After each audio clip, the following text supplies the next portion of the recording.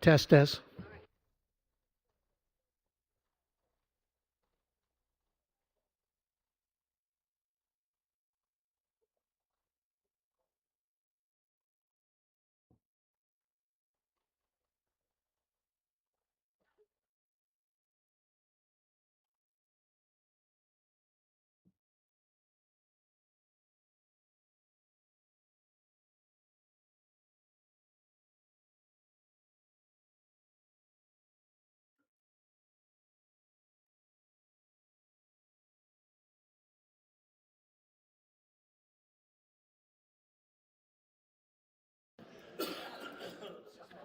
All right.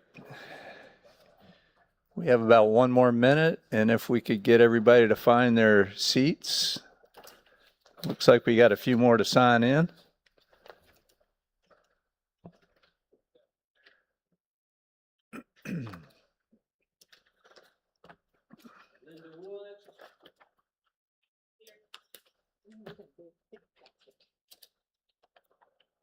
Yeah. I think they come in at the last minute.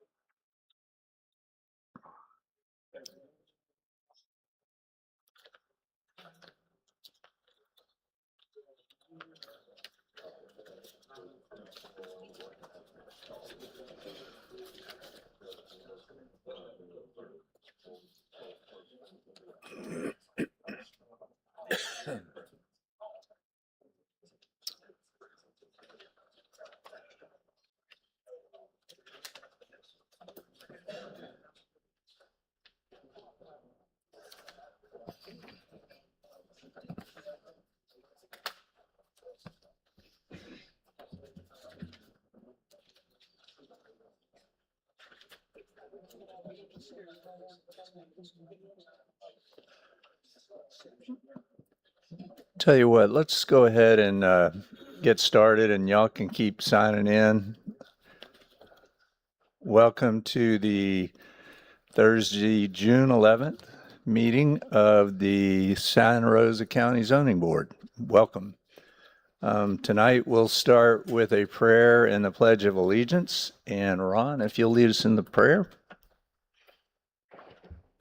Precious Heavenly Father, I'd like to ask you to keep your hands upon us today, to guide us in the direction you want us to go, to continue to look after us, keep your hands upon us, and keep us healthy, wealthy, and wise. In Jesus' name, amen. Amen. Join me in the pledge. I pledge allegiance to the flag of the United States of America and to the republic for which it stands, one nation, under God, indivisible, with liberty and justice for all. All right. Thank you very much. All right, the first thing after the other first thing that we do is we introduce ourselves. And I am going to start down on my far left, Frankie. Frankie Gibbs, District 5, Colton Wright. Gene Sullivan, District 4, Mr. Ray Eddington. Mark Lachlan, District 4, Ray Eddington. Jane Hayes, District 3, Rhett Rowell. Rhonda Royals, District 1, Commissioner Bobby Burkett. Ed Carson, District 3, Rhett Rowell. Ron Strickland, District 1, Bobby Barquette. Very good. All right. Board, you should have received in your packet the minutes from the April 9th meeting. Has everyone had an opportunity to review them? Are there any corrections or additions? Hearing none, I'd entertain a motion to approve the minutes as submitted. So moved. Is that without objection? Without objection. All right. Hearing none, it passes. All right. I think we still got a little line out there. Excuse me. But I'm going to spend the first minute or two just kind of telling you about kind of the rules of the road during our meeting. The first thing is that our board is made up of 10 members. We're not all here tonight. We're all volunteers and we're appointed by the 5 different county commissioners. We are here to hear special exceptions, variance, conditional use, and rezoning cases. The procedure is as follows. Staff will present the case first. I may ask a few clarifying questions, and then I will ask the applicant to come forward and add any additional information that he or she feels is relevant or clarifies the staff presentation. I'll ask the applicant to stay while I ask the board for their questions. We may or may not have board discussions. I'll then ask the applicant to sit down and ask if anyone present wishes to speak for or against the petition. And this is important. This is a public forum. However, I'm going to preside over it.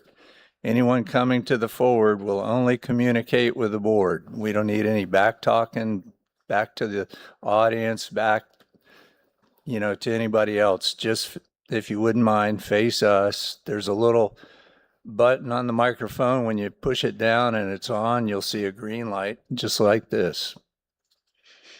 But if we could keep all the conversation between whoever's at the microphone and our board, that would help a good bit.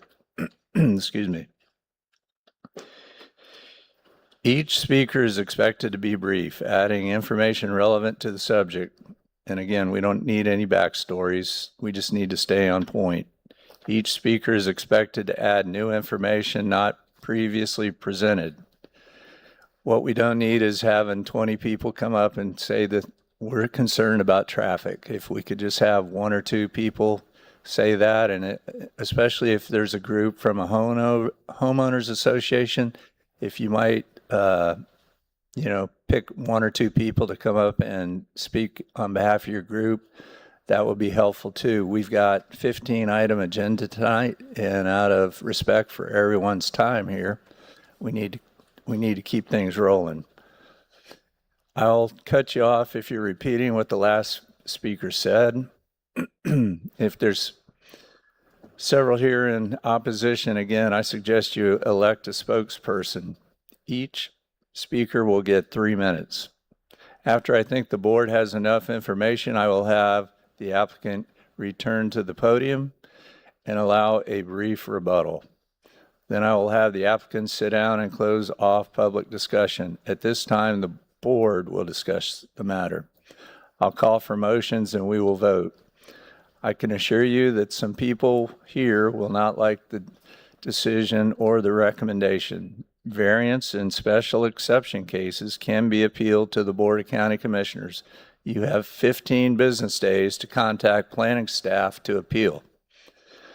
This board is a recommendation board only for conditional use and rezoning applications. Whatever we decide, they still have to go to the Board of County Commission.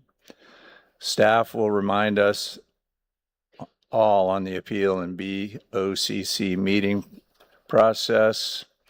A couple of housekeeping items. If everyone would please put their phones on silent, that would be very helpful to us. And about every hour, maybe an hour and a few minutes, we'll take a little brief break. So with that, have we got everything, Cameron? All right, let's go to case number 1.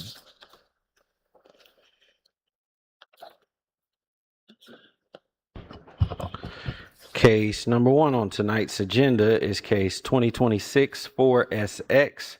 Ms. Judith Fields is requesting a special exception to allow the temporary use of a mobile home as a guest residence due to a medical hardship.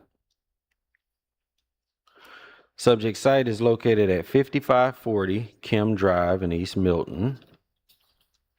And the site is in a R1M mixed residential subdivision zoning district. This is an area of the subject site. With this being the close-up, Existing land use is single-family residential, and the majority is single-family residential surrounding. And the future land use is also single-family residential. This is looking north up Kim Drive. The site is on our right. This is looking south down Kim Drive. The site's on our left. And this is looking into the site at the current home. You can see the driveway there on the left side. That will lead an easement down that property line, and you can see here on the site plan, the mobile home will go behind the house on a roughly a quarter-acre size plot, and that is all I have. Thank you. Is the applicant here? If you'd step forward to the microphone, ma'am.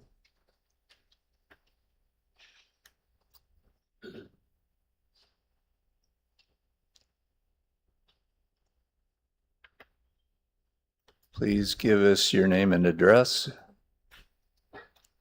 You need to push that. There you Judith Field, 5540 Kim Drive. go. Okay, welcome. Do you have anything to add? No, we're just trying to get a mobile home for my brother who's disabled, and he's going to be pretty bad off in the future. He's got a neurological disorder and his arms and legs aren't working.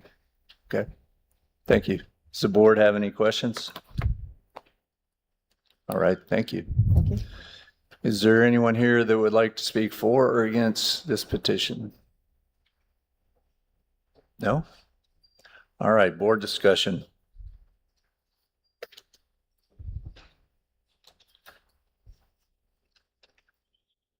Any discussion?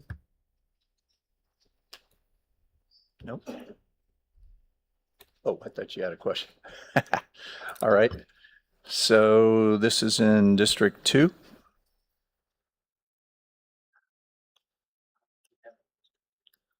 We don't have anybody here. Okay. If you want me to get it, I'll get it. We will then entertain a motion from any district that would like to All put right. one forward. All right, I'll make the motion to approve without objection.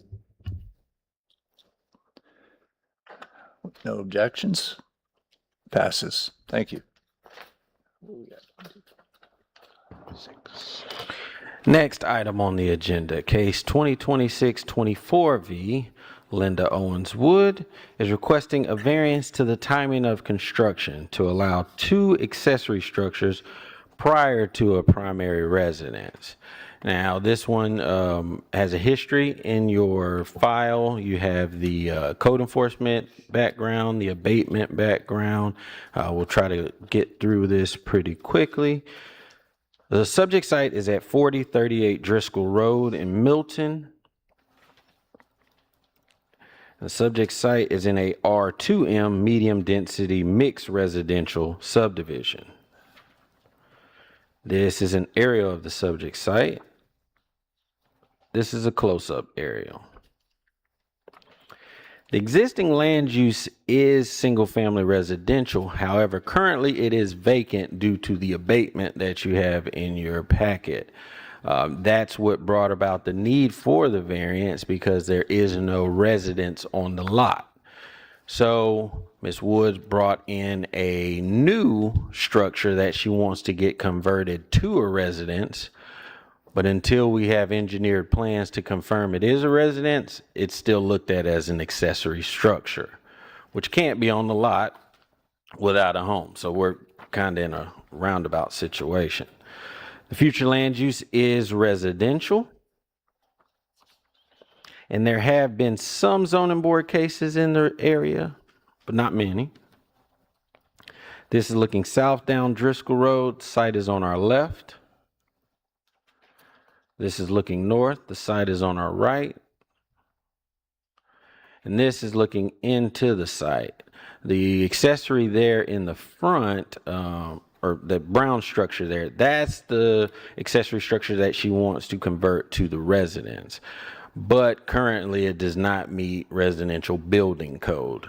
So essentially, we would be voting on whether to leave it there until we can get it up to residential code, or it would need to be removed from the lot with the other accessory And when it's brought up to code and made habitable, then bring it back out.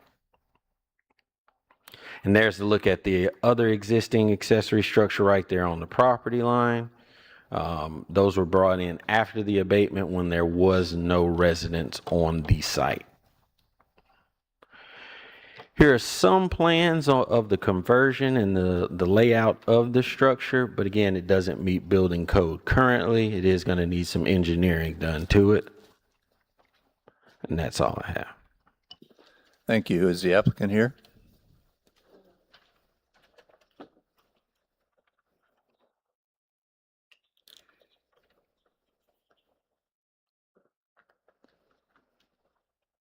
Good evening.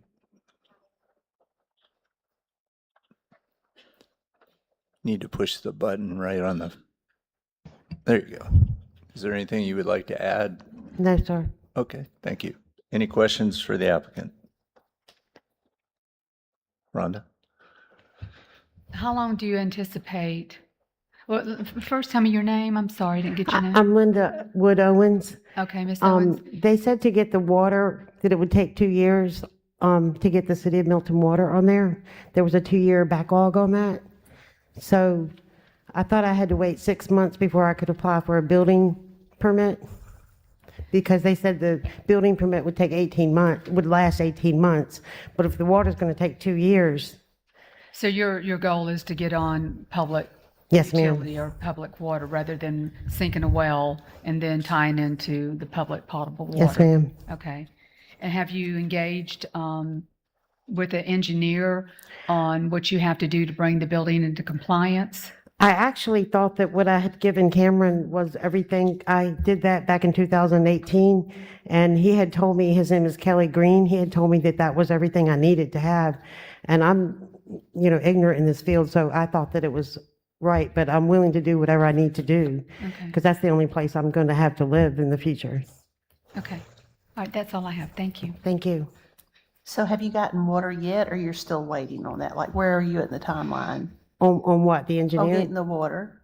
The To water? the water. I called her when I submitted this with him. I think I called them in April, and they said it was a 2-year wait. Okay, so this is all relatively new then? Yes, Okay. ma'am.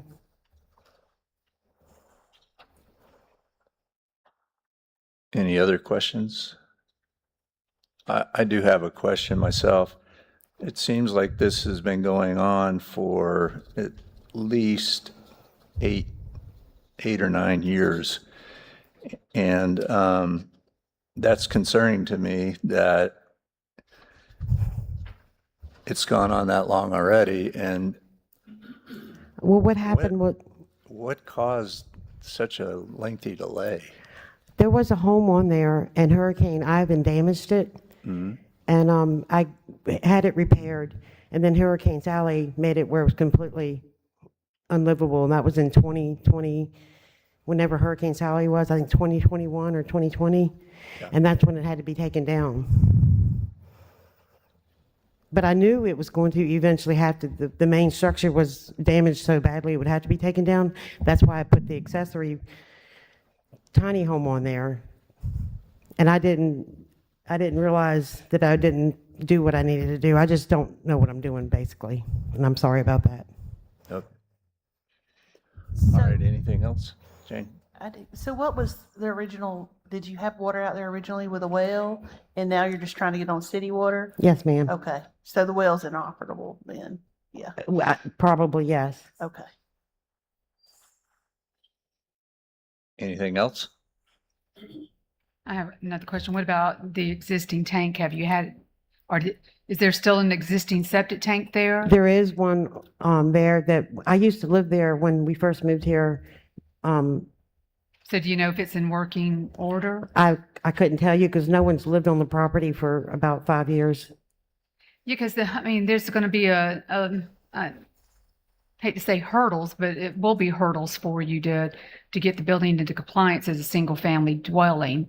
You have to have the building evaluated by an engineer because these buildings are typically built to what we call a level risk category 1 for like an agricultural storage building. So it has to be evaluated for risk category 2 for a single family dwelling.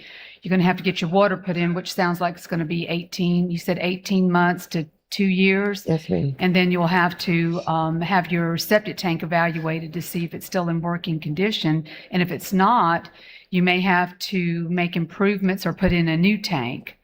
I was going to go with the city water, so I'd probably just abandon that one. Or is the city going to bring sewer down there? Yes, ma'am. Okay, so city is going to extend water and sewer there? That's that area? correct. Okay. Okay, thank you. Thank y'all. All right. Anything else? No? Thank you. Thank you. Is there anyone here that would like to speak for or against? Step up, please. Good evening. Good evening, Council. My name is Michael Jingo. Before you, I have a packet that each of y'all should have showing our neighborhood's concerns with this property. This has been going on since 2018. There has been no improvements on this property at all. Here recently, she has moved back in, which we called the city again. She was asked to move her trailer off the property. She has no septic tank workable on the property. We had called the state in. The state, she had put in a makeshift septic tank. The state come in, made her abandon that here in the last 2 months.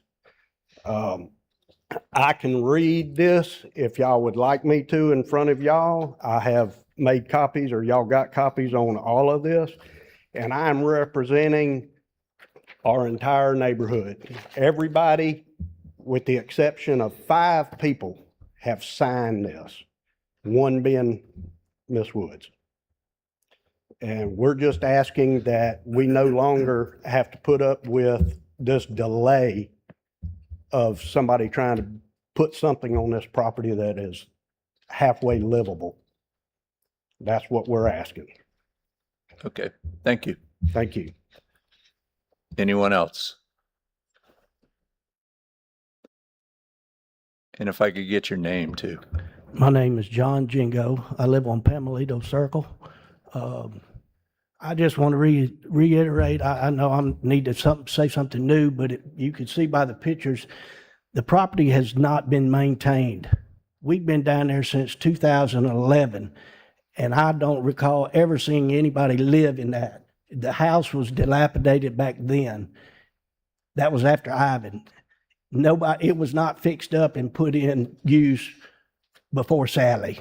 That building was put there, and all that is a Graceland building. It's a shed. And so she's got 3 or 4 sheds on this property, and she's trying to live there. Like I said, no septic. There is no issue with water. We just moved in there. I got connected to water. I got connected to sewer. This has just been going on way too long, and we'd appreciate that, we're trying to make our neighborhood nice, and this is just, these things just keep festering and bringing issues to our neighborhood. Thank you. Thank you. I have a question. So you're saying that water and sewer has been extended down into this area? Yes, ma'am. Okay. Yes. She moved down the street when she got kicked out there to the campground that just opened up about 1.5 years, 2 years ago. And he got all the sewer, the proper sewer, the water and everything down there. So I don't know what the issue is. And like I said, it's just excuses after excuses, and it just keeps lingering on. Okay, thank you. Thank you. Anyone else? Let me ask you something. Do you think it's a capacity problem then with the city? Because the city has capacity problems out there. I heard at one time the capacity on the sewer might be an issue. But, I'm not sure about that. Like I said, the campground down the street just got hooked up within the last 2 years. I don't know when it was, because there were some issues with his septic tank and he had to go with the city sewer. So I did not check into that. I don't know. I know water should not be an issue. So. Yeah. Well, tap fees and impact fees will be an issue, I would suspect.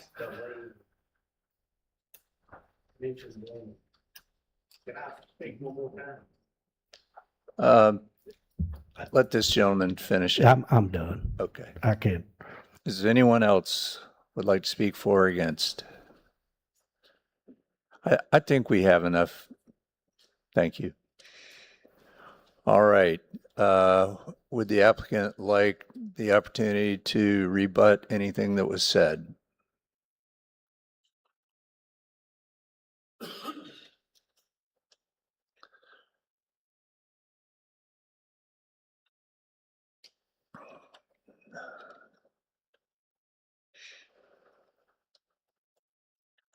When I said water, I meant I meant sewer as well. I didn't lie about that. They told me it was a 2-year wait.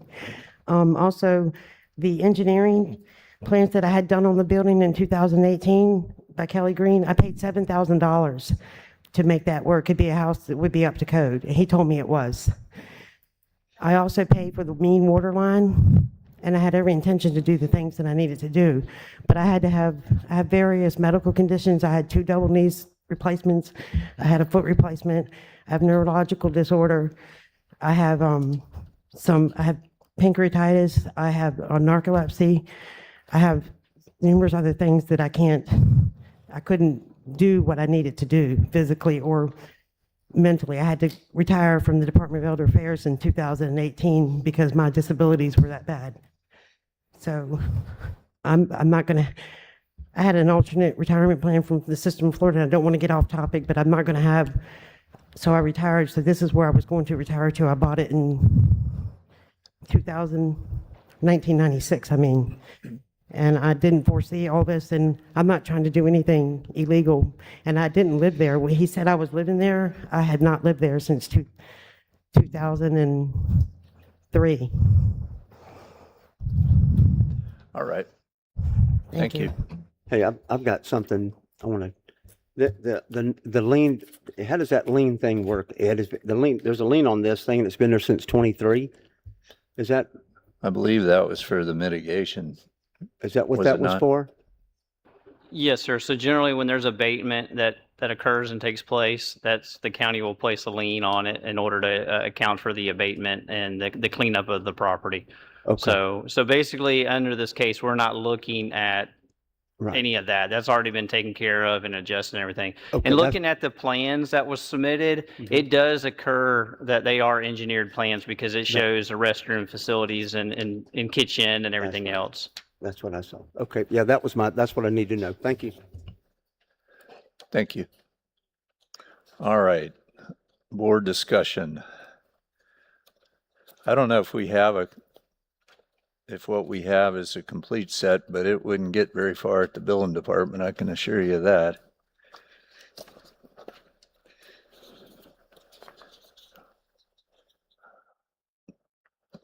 Board discussion?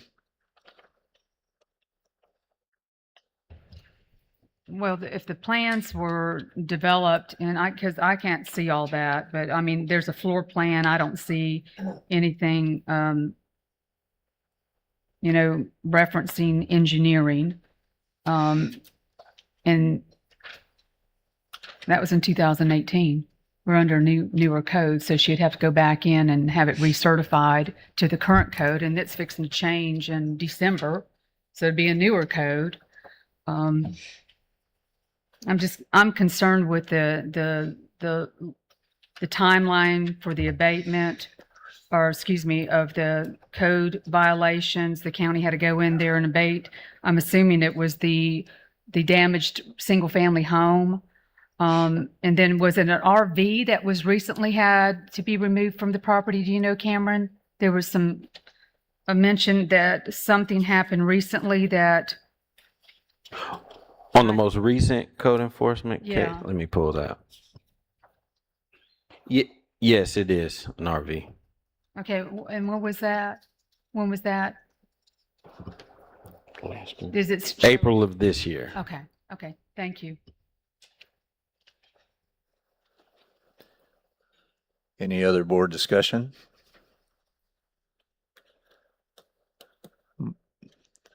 my thoughts are that this has been going on and on and on and on, and it appears to me that, I'm looking right here, Bobby Burkett went out there 14 times, and since then, somebody else has been out there a number of times. I'm just not convinced that this is ever going to come to an end. I don't see, like you were saying, Rhonda, there's a lot to putting this property back in service. I mean, a lot, and a lot of expense as well. I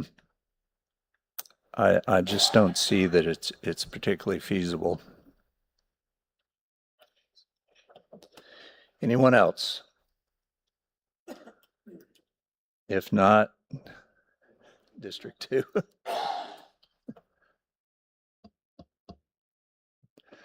Hey, what would be the process for her to go through to get all this cleaned up? That, from like the very first step, basically, and then go from there? Well, the first step would be this variance, just to allow it on the property. Then she would have to go through the permitting process to bring the structure up to a single family residence. Then once she got the engineering done, we inspected it, everything was squared away, she'd be good to go because she'd have her residence with the accessory structures. But if we deny the variance, everything has to go until she can put something on there that does meet code. Or bring in a mobile home, because this is R2M. But she would have to go back and do the septic tank thing and all that if they don't have capacity, can't hook up to the city and that, keep going, basically. Okay, I got you. Well, but essentially though, she could get the house in order and then the septic tank and water could come after. But she would have to, if we gave her a short variance and we said, you have 6 months to do this.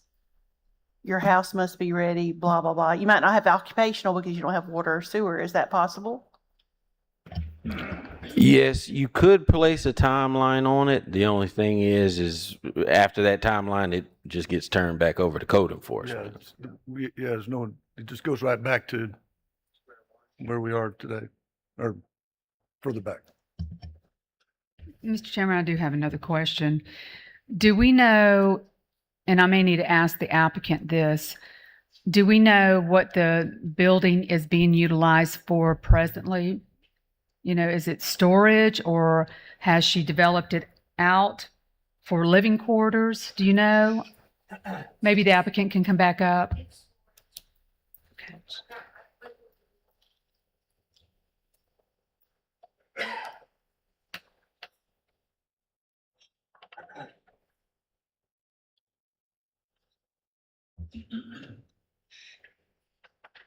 My divorce was just final in February.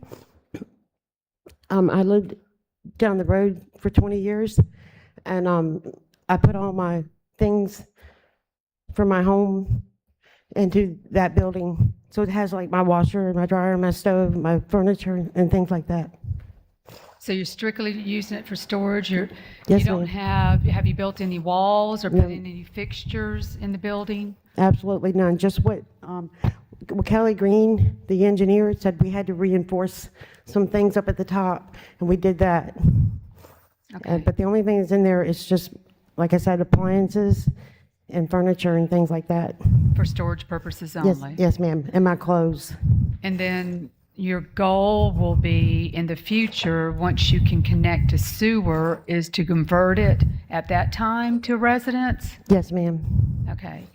Because understand that you will have to go back and have your plans recertified, because if it was back in 2018, the Florida Building Code that was in effect at that time is no longer in effect. It may not be that you would have to do a whole lot. Cameron already explained that to me. Okay. Because of the 2018, yes, ma'am. Okay. All right. Thank you.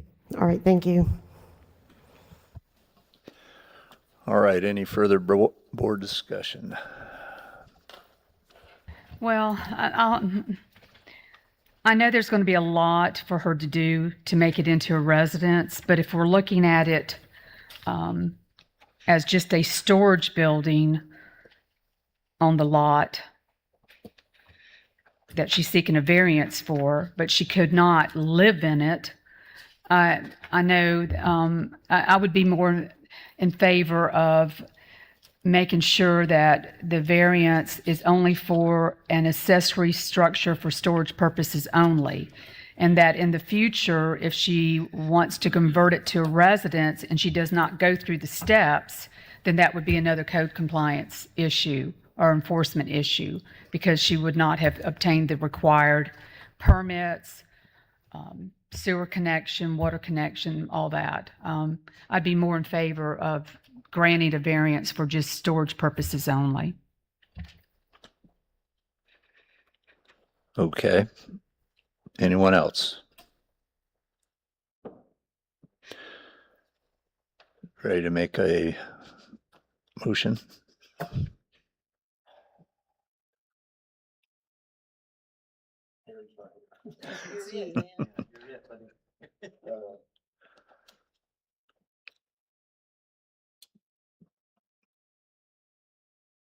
I move that we accept the application with the amendment that Mrs. Royals had stated again, and I'll state it in the motion. I'm sorry. Unless you want to That- make the motion. Unless you want to make the motion. Okay, I'll make the You want to motion. make the motion? Okay. Okay. I'll make a motion to approve the variance to allow a accessory building for storage purposes only, without objection. Can I ask a clarification? Is there a timeline on that? No, because I know we've granted variances for timing of construction of accessory buildings, and we've not put, that I can recall, put a timeline on it, but I can certainly, because if she doesn't get the money to complete, or if the sewer doesn't come down, she may decide 2 years from now that, hey, I can't afford to make it into a residence, I'm just going to leave it as storage. And that's why I was not really leaning towards putting any kind of timeline on it, to leave it that we're only approving a variance for a storage building, accessory structure, that's it. And then when she decides to move forward with converting it to a single-family dwelling, then she will have to go back through the necessary process and permitting and approvals to switch it over. Okay. Just one point of clarification. There are multiple storage buildings on there. Is this just for that one in the front, or is this for the others as well? How many others? I thought there was two. Two. Yeah. Okay. So the variance is for all three? Well, for the two, one is basically grandfathered in because it's been there, but it's that one on the side and the one you saw in the picture. Okay, so the one on the side it's subordinate to the Yes. one that she wants to convert into a single family, and then is it meeting the setbacks? 5 feet? Yes. Okay. Then yes, I would cover both of those for the variance so I'll restate my motion, that we approve the variance to allow 2 accessory buildings on this lot without a primary dwelling for storage purposes only. And she would have to go through the proper permitting, approvals, gain approvals to convert any building into a single-family dwelling without objection. But she could come back later and put a mobile home or modular home on it and then go through the process, do it that way, right? Yes. She couldn't do the building things, what I'm saying. Okay. Correct.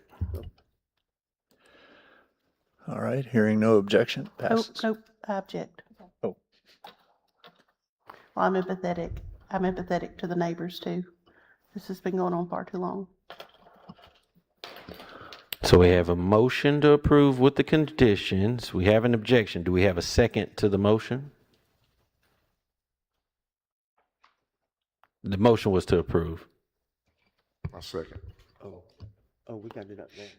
So we got a motion and a second to approve with the conditions stipulated. If everybody would look at your screens. Vote yes is to approve, and don't forget to hit save.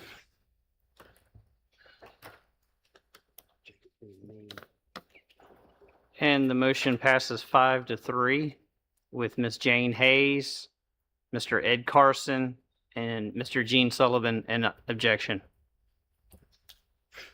All right. So what does that mean? Next item. Next item on the agenda, case 2026-27V. Mr. Michael Miller is requesting a variance to reduce the corner side setback from 15 feet to 2 feet to accommodate an accessory structure within a R1M zoning district. Subject site is located at 2571 Salamanca Street in Navarre. And the site is again in a R1M mixed residential subdivision zoning district. This is an area of the subject site, with this being a close-up aerial. The existing land use is single-family residential with the same surrounding, and so is the future land use. This is looking north up Salamanca. The site is on our left.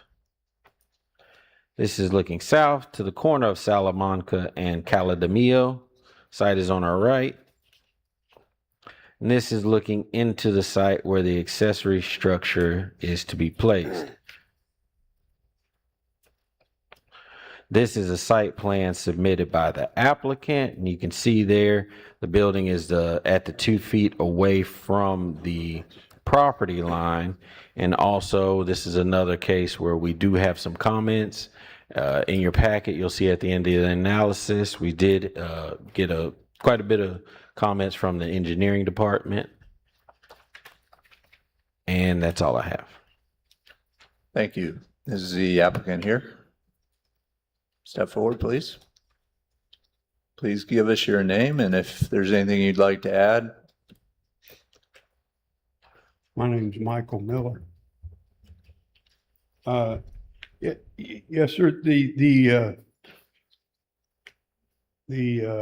letter that was sent out to everybody, it's kind of misleading because from the edge of the road or the pavement to my fence or my property line is 20 feet on one end and 21 feet on the other. So it's not 2 feet setback.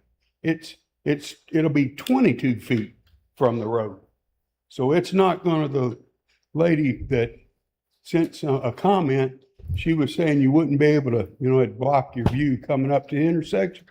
I wouldn't block nothing because my fences are, I'm not gonna change what's there already. That fence, I'll be inside that fence on Calamio.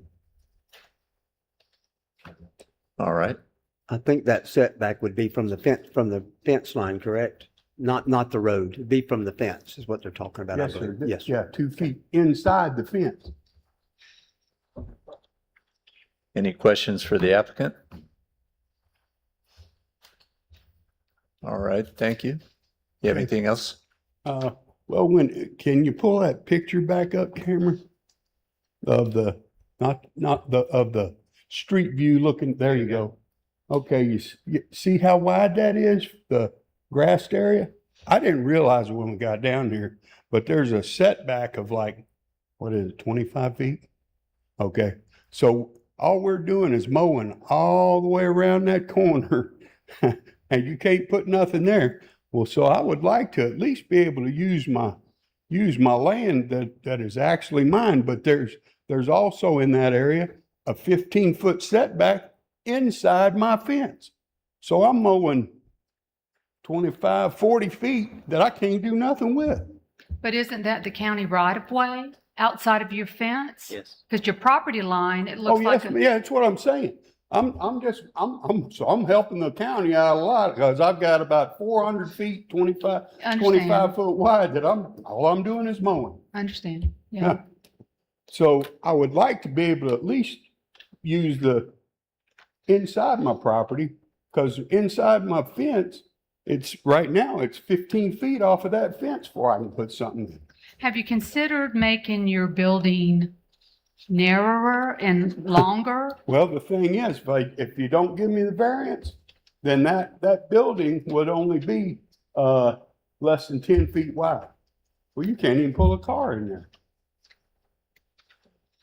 Okay, thank you. Yes, ma'am. Yeah, because when I'm done, if you give me the variance, it will be 22 feet wide is what it'll actually be because I got a 2-foot overhang on the house with a 5-inch gutter, and I'm going to be off of that, and then it's actually from the edge of my house to the property line, like 26 feet. So, like I say, time you take that 2 feet off, and then 2 feet off of the other side, it's going to be 22 feet wide. Yeah, Mr. Miller, are you trying to build a garage? Is that what you're trying to do? Yes, sir. Oh, okay. Yeah. Okay, I see. I thought you were trying to build like a storage The garage building. that's on my house Right, isn't even long enough for my truck. right. Yeah, I Okay. got a 1,500 truck, and it Yeah. won't even fit in there. So, Is there on an accessory building, well, I guess for a garage it wouldn't be, but isn't there like a 5-foot setback from the actual house or 10-foot from an accessory building from the house? Is that what that is? Because we had one not too long ago. And they had come up. That's for if you weren't on a corner lot.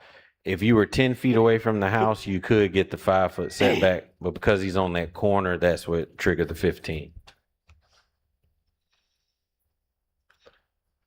All right, any other questions for the applicant? The garage you're proposing, will it be inside the fence in the backyard or will it be out front? it'll come up to the front of my house. Yeah, but it will be inside the fence going down to Alameda, 2 feet. And you'll access it off of Bonita Street? Your garage, you'll access it off of Bonita Street? I'll actually access either way. Rather Palomino or Salamanca. But the garage door will be facing Salamanca. Yes, sir. Thank you. Thank you. Is there anyone here that would like to speak for or against this application? All right, board discussion. I have a Just question. one question. Is that going to require an additional driveway? I would think Would so have if to. he's saying that he wants to Additional access it from driveway. both He would have to the have- Salamanca and the side street. But the garage door is going to be facing, he said, Salamanca. Because he'd have to cross over the right of way to get there. But Salamanca. That's a good question. So that said, if it's going to require an additional driveway, it's going to be an additional request. Yeah. That'd be a driveway permit request, but if this would pass, he would just have to just get a driveway permit. Right. But this, I don't see how he's gonna be able to meet drainage. Plus engineering has got some comments in here that really need to be, taken seriously. I mean, the setbacks are there for a reason and I understand some wiggle room, that's why we're here. But in this particular case, I think it's an extreme request. Yeah, I'm of the same opinion. You allow one, then the next thing, there's another one and another. And, the whole point in these setbacks is a setback. And I'm like you, if it was a foot or something, I could probably live with it, but essentially giving up the whole thing, that's a road too far for me. Anyone else? I agree. So District 4.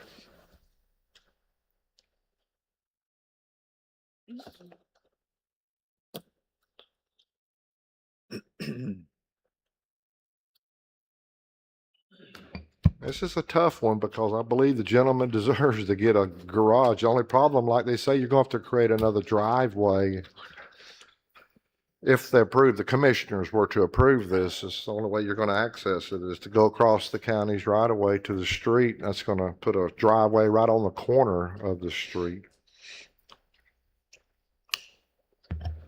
I don't think he can meet the drainage. I don't think he'll be able to meet the drainage plan because he's got quite a bit of impervious there anyway with the, I don't have a real clear shot of it, but he's got a pool and I would think it looks like sizable pool deck. Doesn't leave much room for, taking on that additional water. That water's got to go somewhere. I'm not saying that that's the reason why you should deny it, but that is to me, the significant reason.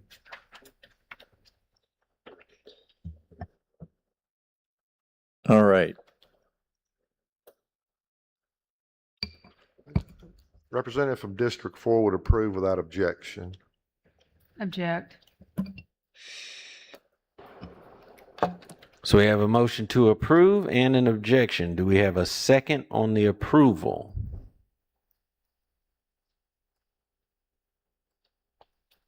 So hearing no second, that motion fails. Do we have another motion? Make a motion to deny without objection.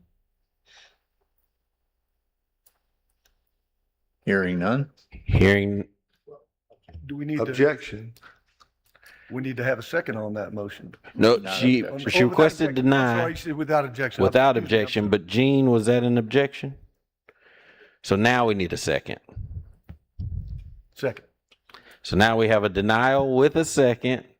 If everyone look at your screens, a vote yes is to deny. Remember, the motion is to deny. And don't forget to hit save.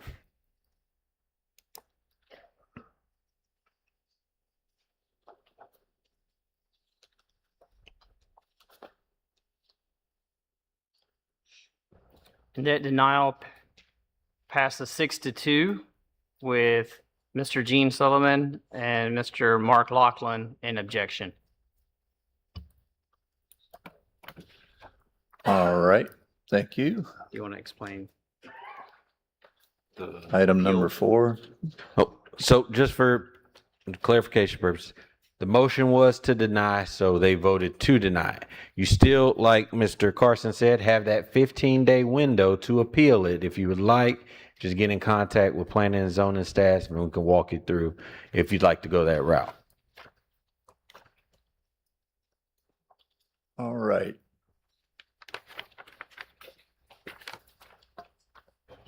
Next item, case 2026-28V, Hometown Contractors representing Teresa Morrow and Ms. Catherine Flowers, requesting a variance to reduce the rear setback from 25 feet to 14 feet to accommodate an addition to a single-family residence.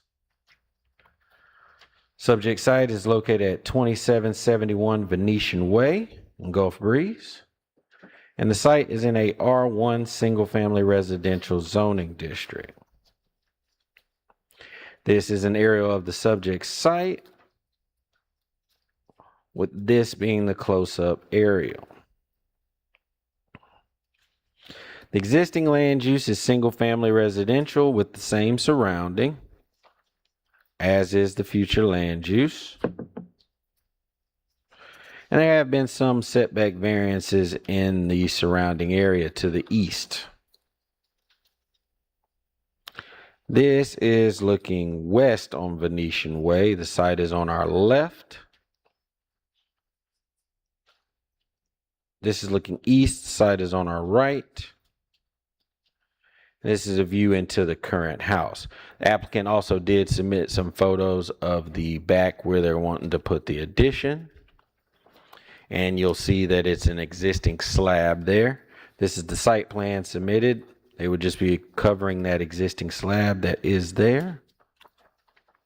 And that's all I have. Thank you. Is the applicant here? Good evening. Hi, I'm Nora Jordan with Hometown Contractors. Is there anything you'd like to add to No, what sir. Cameron? No, Any sir. questions for the applicant? Just a question here. Obviously, having driven by that property, I understand that it's extremely tight. As far as the design of that addition, have you considered all possible options to get it done so that you wouldn't have to have a setback, a variance request? Excuse me. No, what it is that the slab is already existing there, and that's what the homeowners are wanting to do the patio cover over the existing slab. Mhm. So that's why they need a variance. Yes, sir. So No. this is just a roof, this is just a roof cover. That's just a patio cover. Yeah, just patio cover. Yeah. It's an aluminum structure, yes, sir. So, not to get in the weeds, but you are thinking that you're not going to have to do any additional concrete foundation work or anything to hold this on the earth? Not on that slab, no, sir. It has to be, 3+ inches in the thickness, and it meets that qualification. Okay. It's just, All right. is this just like a screen room? Is that what it's going to end up being? Like a Yeah, the Florida room patio screen cover. room? Okay. So everything but the screen, just the aluminum post. Okay. Any other questions? All right. Thank you. Yes, sir. Anyone here that like to speak for or against?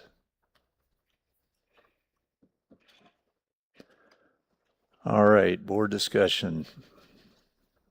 Like I said, looking at the details, I can't imagine you can tap con a post to a 3-inch slab and maintain the uplift that that's going to create. But I'm not the engineer either. Rhonda, you're the gutter expert. What about water flow from the roof? Well, I was looking at that it's going to be a slant roof or shed type roof going to the back end, and how to divert the water. Where you? And Yeah. it's all, no, sorry. Most of all of ours do have gutters on them, and I believe this one also does. Okay. So they put the super gutter on the front, and then the diverters off the Okay. front. Yeah, just as long as you're not diverting it to your side of your property line, that it's getting out to wherever the natural flow goes. Yes, ma'am. Okay. They've, on their diagram, they've got a gutter on that low end of the slope. And then it's got, of course, all that is concrete now anyway, so it's not gonna add any impervious. Is there an aerial for the neighbor or for the surrounding area? I saw in your write-up where it said something about other properties in the area had encroached on the setbacks, but that was prior to the setback. Because it was in the 80s or built in the 80s. Well, it was in the 90s, those were. But those were to the east down Venetian Way. So it shows in your maps the variances that were approved. But if you look at the close-up aerials, you may be able to see them. I know they're kind of small in the packet. But some had sides, some had rear.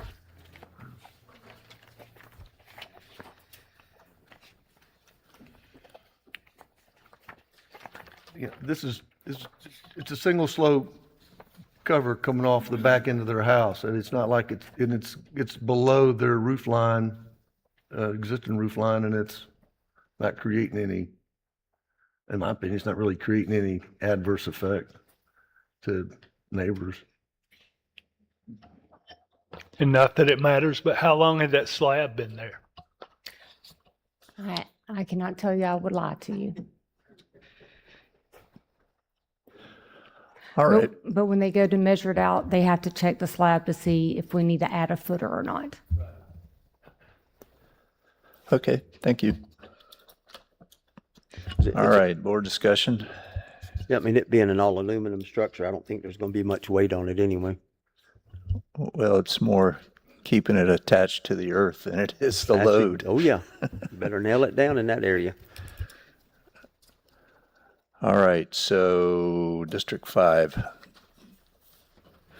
I'd like to make a motion to approve without exception. Hearing none.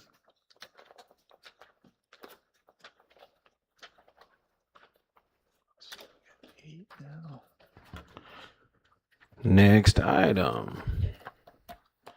Next item on the agenda, case 2026-29V.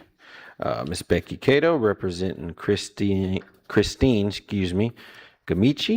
is requesting a variance to eliminate the joint and cross-access requirements for a commercial development to the adjacent commercial properties. Subject site is located on the 8700 block of Highway 87 South in East Milton. Subject site is in a HCD, Highway Commercial Development Zoning District. This is an area of the subject site, with this being the close-up area. The existing land use is vacant with single-family residential to the north. However, that was just rezoned to commercial, so it will be commercial in the future. And then some more vacant and single-family residential to the south. Future land use is commercial, like all the frontage on Highway 87 South. And again, there have been some zoning board cases in the area. Like I stated, the parcel just directly to the north was rezoned last year to highway commercial development. So this is looking north up Highway 87 South. The site is to our right. This is looking east to the new industrial park. The site is behind us. This is looking south down Highway 87 South. The site is behind us. And then this is a view into the current site. This is a site plan submitted by the applicant. As you can see, the accesses will be off of Northland Road where we took the pictures from. And this would be eliminating that cross access to the neighboring parcels so that all the flow would stay within this development. And that's all I have. Thank you. Ms. Cato, good evening. Good evening, Becky Cato. Thank you, Cameron. Good job as always. By the way, I just have to say, every time I listen to him explain a complicated case to this board, I'm always so impressed. I know how hard that is to do, and you've already had some tonight that were difficult to explain, and he manages to do it every time. We're requesting a variance to the cross-access requirements for this commercial property. And I have to say that I think that's an important part of the land development code. I'm glad it's in there and required. However, the reason the code also allows for variances is because there are cases like this one where the particular code requirement doesn't make sense for that use. It proposes an undue burden for that use. So we have that process. So in this case, I believe that it's unnecessary and becomes a safety and security concern. The property owner desires to use this property for a small RV park. And if the property is less than 1.5 acres, our conceptual site plan shows that we have about 16 units proposed to be located there. So it's very small. It will be enclosed by a fence, and it will be gated. Both of our entrances will be gated. So, and that's for the security of our our customers, and not only for their units, but for the safety as well. If you've all been into an RV park type facility, regardless of the size or the type, you usually will see people walking, children playing, that type of thing, and it's not a really good use conducive to having adjacent properties accessing for the sole purpose of going straight through the property as a shortcut. I'll also point out, and you probably already noticed this yourselves, that the two properties to the north actually is large enough that it wraps around the side of this one and comes out to North Lynn Road, where our property will have its accesses. So as those properties north of us develop commercially, they already have a way to get to that side road. And that's the whole purpose of the interconnectivity requirement, is so that you can move from one property to the other without having to get out onto the major roadway. And in this scenario, you can already do that. So in this particular case, it's unnecessary, and it's an inappropriate requirement for this particular use, and the use is allowed by right within HCD. And with that, I'll ask if you have any questions. Any questions? Okay, thank you. Anyone here to speak for or against? All right, board discussion.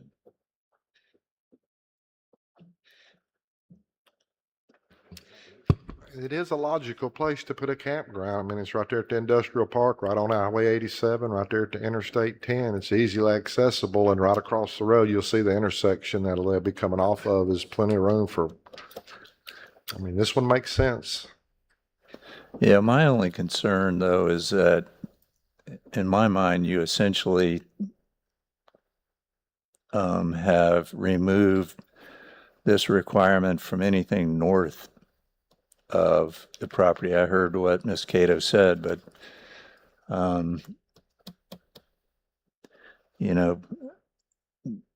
this will require somebody further down the road to to make the connection behind, I guess, in my mind, behind this property to connect the middle piece. That's my concern about it. Becky, I got a quick question on the drawing itself. The area here, that's right, looks like that's where y'all gonna capture your water, basically, right? Yes. In that area. Yeah, Okay, and what that's I- based on engineering of the site. I got you. Okay. All right. Any further discussion? I kind of like it a little bit more, Ed, because it kind of backs off the road a little bit, off the highway itself, going in and out. I think that's kind of a good idea. And I guess the only place you have left is to put your water in that area, the area that you're talking about. But I do understand what your concerns. Mm-hmm. Well, I mean, this is a variance, right? Say in 15 years, it's not an RV park anymore, and they will put a Circle K. The variance ends, right? I couldn't hear you. I can't hear you over the air conditioner. I'm sorry. So, is this loud enough? Yeah. Yes. Okay. So, say in 25 years, Miss Gimennetti doesn't have an RV park anymore because that area is so populous and they want to do a Circle K. This variance would end, correct? Correct. And so then it comes right back up when you redevelop it. Well, Correct. the variances are site specific. So if they developed it as a RV park, they wouldn't have to. But if they redeveloped it as something else, whatever the code says at that time would then, so they could potentially have to tie in then. Right. That was my point. Is there a site plan? Is there an application for a site plan on that parcel, other parcel? So we have not had or have not received any site plans, but I can tell you the interconnectivity has come up already for some of those northern pieces. and the discussion on that, on whether or not they were to have to connect or not as well. And how much compatibility is considered with that interconnective travel? So for instance, take a look at Walmart, Target, Publix on Highway 90. All of that was a result of interconnectivity. Right, but you wouldn't like, I'm not going to make the analogy, but let's say, you wouldn't put a Target and a Walmart and yada, yada, yada, yada, right next to a, those are all like businesses, like, structures, like customers. But if you have something that's connected with that doesn't rely on that same customer or doesn't fit, one of these things is not like the others. What under those circumstances, what do? You just, that's just. Yes, sir. So we do have access management requirements, particularly to keep people from reducing crashes on our major corridors. I mean, so all throughout Santa Rosa County, if you look up and down Chumuckla Highway, Woodbine, I mean, it doesn't really matter what type of use it is. We do have interconnectivity off of that main road. And let me just kind of reiterate the unusual pattern of the parcels here, where you have ours, then you have the one north of it that was just rezoned to commercial, and then one north of that, it's large enough it kind of wraps around and borders these. When the one that's adjacent to us does develop as commercial, it will have to connect to that next one. When that next one develops, it's going to want to access both Lynn Road and Highway 87. So that will cause that interconnectivity. Functionally, it will happen that way. And do we know that parcel that's to the north that would have that connectivity?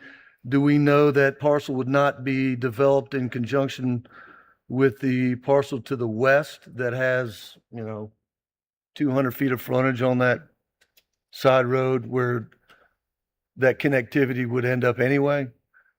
You know what I'm saying? We do not. We do not. We don't really know that, right? Not at this moment. So, but we have an entity today that wants to do something, but we're going to restrict them on what might come at some future date, maybe if. I mean, I'm not trying to. Yes, but essentially it's there for when it happens. Now, when it happens is right when it happens. So so there could be an impact. So a severe impact, could be a minor impact, could be a severe impact. Each case is different. Plus, we don't know if that connectivity of that next parcel, whether or not they want that connectivity. I mean, it may not even be part of their plan to connect on the side street. I think they're going to be forced to. On a RV park, I think that I'm in agreement with the variance, because the interconnectivity is that flow of traffic. You're going to have RVs, you're going to have kids walking, possibly people out. Do we want to put a commercial establishment that's north or east or west flowing through this parking lot to go to another street? I would think not, because of the uniqueness of the site being an RV park. All I right. would be in favor of it. Yeah, I would agree with you. My question earlier was just what if down the road, if this does pivot, does it come back into play? That's what I want a clarification on. Okay, thank you. Any further discussion? If not, we need a motion from District 2. Motion to accept the application. Without objection. I want to hear the votes on this one. Okay. All right. So we have a motion to approve. Do we have a second? Second. So the motion has been made and properly second. If everyone will look at their screens. Oh, 1 second.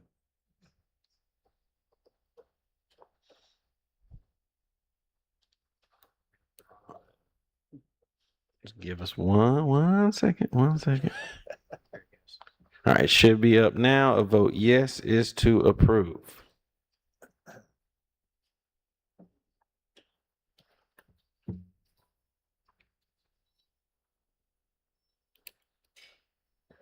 And that motion passes 8-0.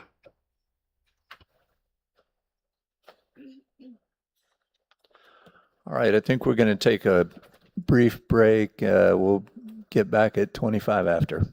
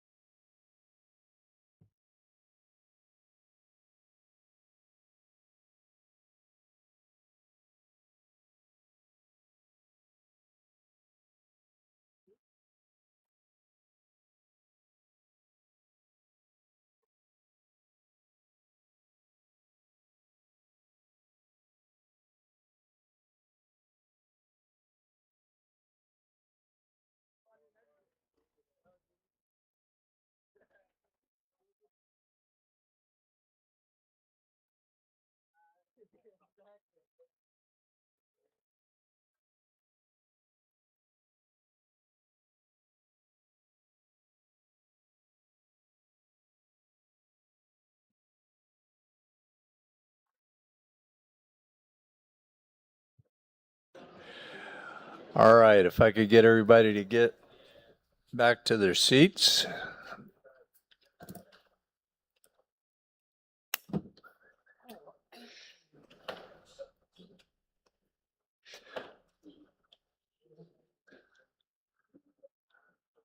All right, Cameron, drop the pizza. All right. Next item we have 2026-30V. Mr. Michael Garbett, represented by New Way Pools, is requesting a variance to reduce the rear setback from 5 feet to 3 feet to accommodate his residential swimming pool. Subject site is located at 7436 San Ramon Drive in East Milton. Site is in a RR1, Rural Residential Single Family Zoning District. This is an area of the subject site, with this being a close-up aerial. The existing land use is single-family residential with the same surrounding, however, to the rear or the east there, that is recreation and open space. Future land use is also single-family residential. And there have been some zoning board cases in the area. The house, in fact, also had to get a variance back in 2001. This is looking south on San Ramon. The site is on our left. This is looking north. The site is to our right. This is a look into the current residence. And this is a look at the rear of the lot where the pool is proposed. Now, this is one of the site plans submitted by the applicant showing the pool in reference to the water's edge of the pool to the seawall. And that's all I have. Thank you. Is the applicant here? Good evening. Hello, good evening. I'm Michael Garbett. When I bought the house 2 years ago, I knew I bought a small lot. Wanted to put a pool in, realized it was smaller than I thought, so I made the pool smaller. So what I'm wanting to do is go up to the property line, and the water line itself will be 3 feet off of the water line, and then 3 feet of border and pavers. So, and then the fence will go around that as well. So I'm just trying to get the most uses out of what I have to work with. All right. Does anybody have any questions for the applicant? Yeah, and I'm not sure if this matters or not, but there's going to be maybe a 6-inch or so sun deck on one end, the other foot, the other end is 4 feet. So it's not that big or diving or anything like that, just something to get in and cool off, but I didn't mean to interrupt you. Are you in a subdivision? Yes, sir. That's Casa Grande down on Ward Basin Road, right there before you get to the interstate. Yeah. Mm-hmm. I was just wondering if the HOA had weighed in on it. I actually have a letter from the HOA stating the fact that I can go up to the property line. Okay. Yes, sir. Thank you. Any other questions? I have a question real quick. So the pavers, how wide is the pavers or the deck around the pool going to be?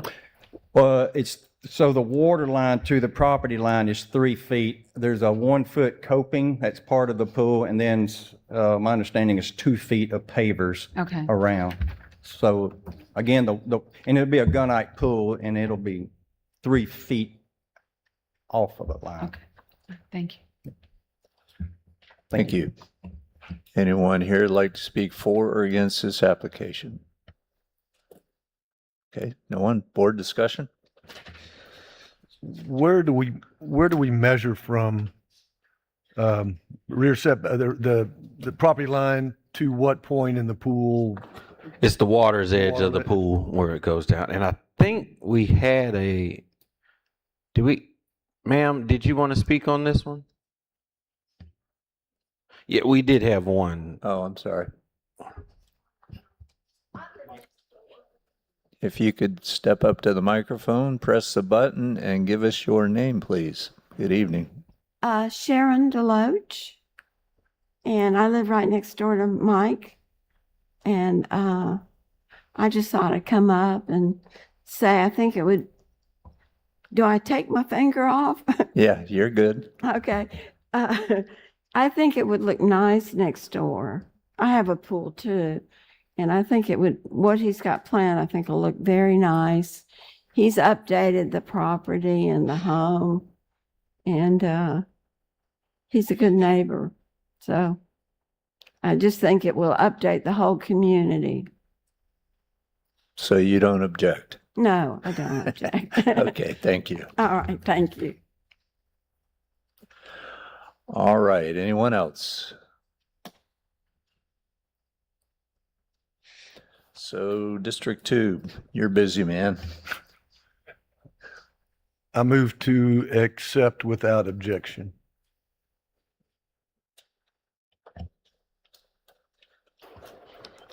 Hearing no objection, that motion passes. Next item, case 2026-5CU. Mr. Richard Henricks, represented by Falk and Foster, is requesting a conditional use, to allow public and private utilities, specifically a telecommunications tower, within a rural residential agriculture zoning district. The subject site is located at 10396 Highway 87, but it's actually the parcel behind that, the 79 acres.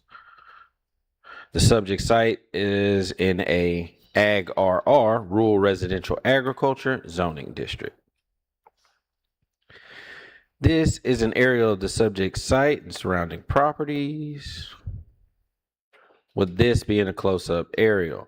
Now, if you'll look at the area we're talking about is in the northwest corner, and the red line on the left side of the screen is 87, where they will be accessing it. I did get a lot of calls because that tail does jog out on the right side, but they do not want to use that as the access. They're going to come in straight off of Highway 87. I'll show you that in the site plan later. The existing land use is silviculture with single-family residential and agricultural homesteads surrounding.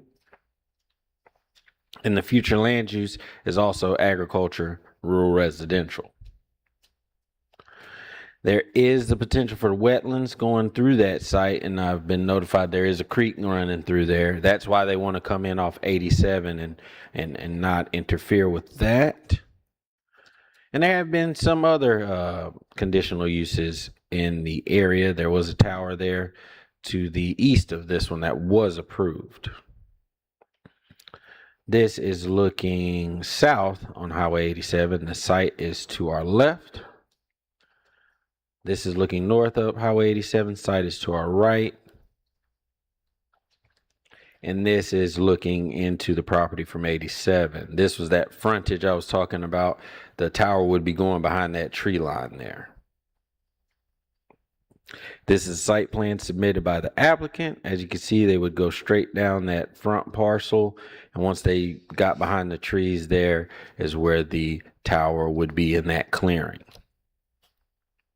And that's all I have. Thank you. Is the applicant here? Good evening.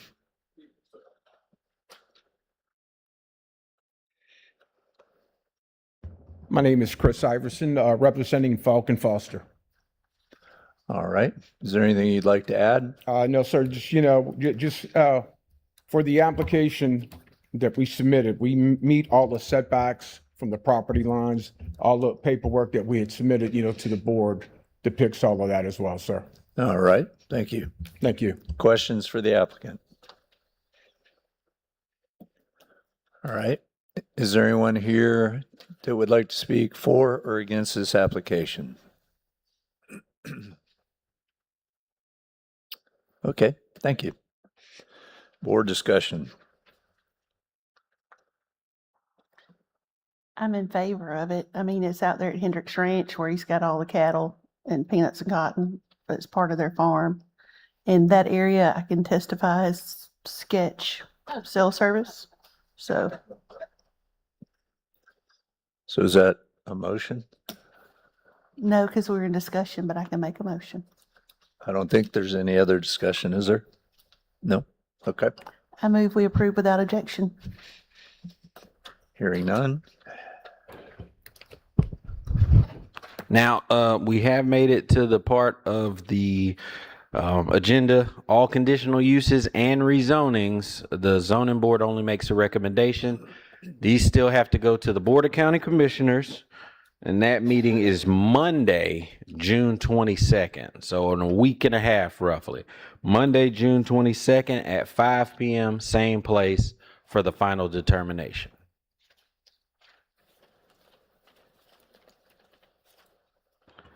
Next item, case 2026 6CU, Baghdad Garcon Point Water Systems Incorporated is requesting a conditional use for public and private utilities as well.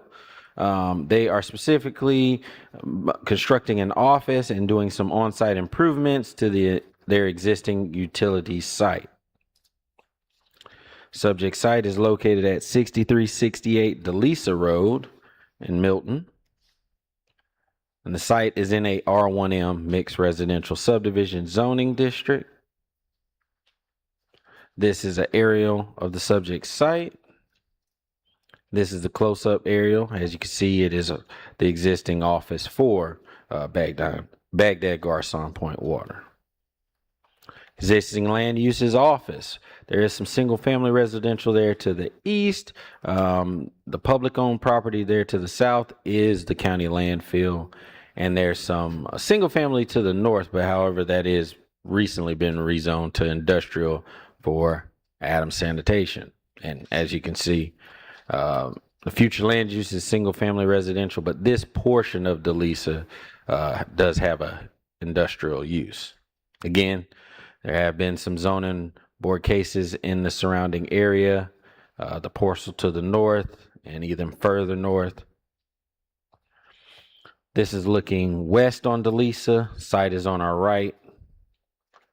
It's looking east, site is on our left. And this is looking into the current office and the open area where the new office will go. And this is the site plan submitted by the applicant showing the existing access office there to on the left and the proposed on the right. And that's all I have. Thank you. Is the applicant here? Good evening. Good evening. Yeah, my name's Alan Miller. I'm with Southern Site and Utility Design. We're an engineering company just representing the water system, and we're able to acquire. They were able to acquire the property next door and just need to kind of update their facilities and provide a new office. And all right. Any questions for the applicant? All right, thank you. Another easy one, maybe. Anyone here like to speak for or against this application? All right, board discussion.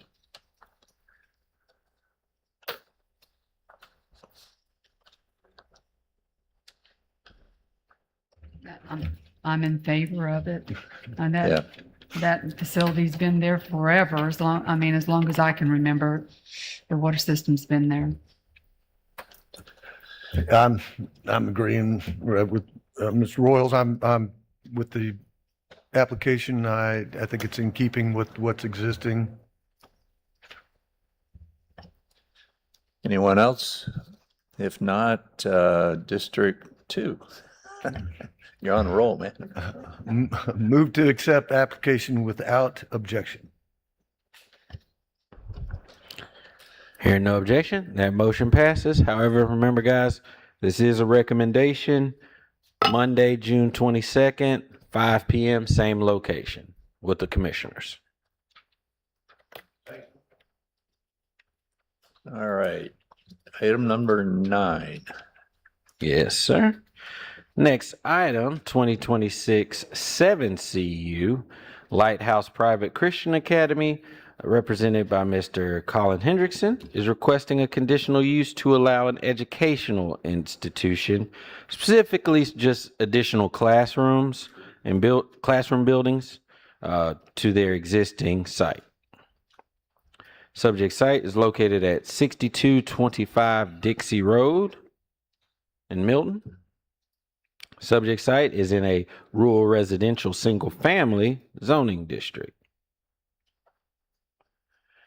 This is an aerial of the subject site with surrounding properties, with this being the close-up aerial. Now, the original site plan that was submitted did show some of the buildings going to the north part of this parcel. However, there is a revised one in your packet there.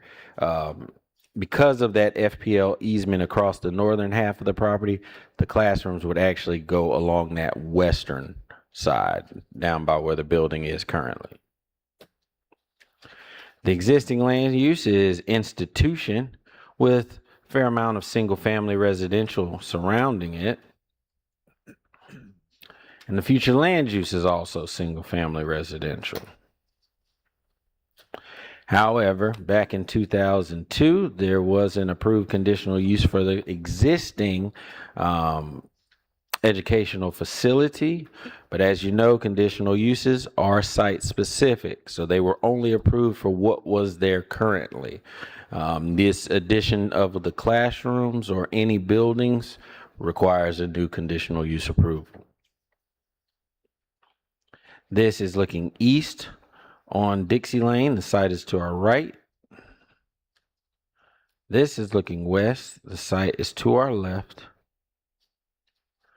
And this is looking down the drive at the existing structure. As you can see that those power lines are running across this front portion of the property, So this would, if you see straight ahead how the drive goes straight back, that's where we would be putting the additional classrooms. And as I said, it should be in your backup documents that I handed out. So this is the site plan originally submitted by the applicant. But if you take all those buildings off of that front portion and put them more on the left side with the 3 that are there, that are showing currently, everything will be lined on that side. And that's all I have. Thank you. Is the applicant here?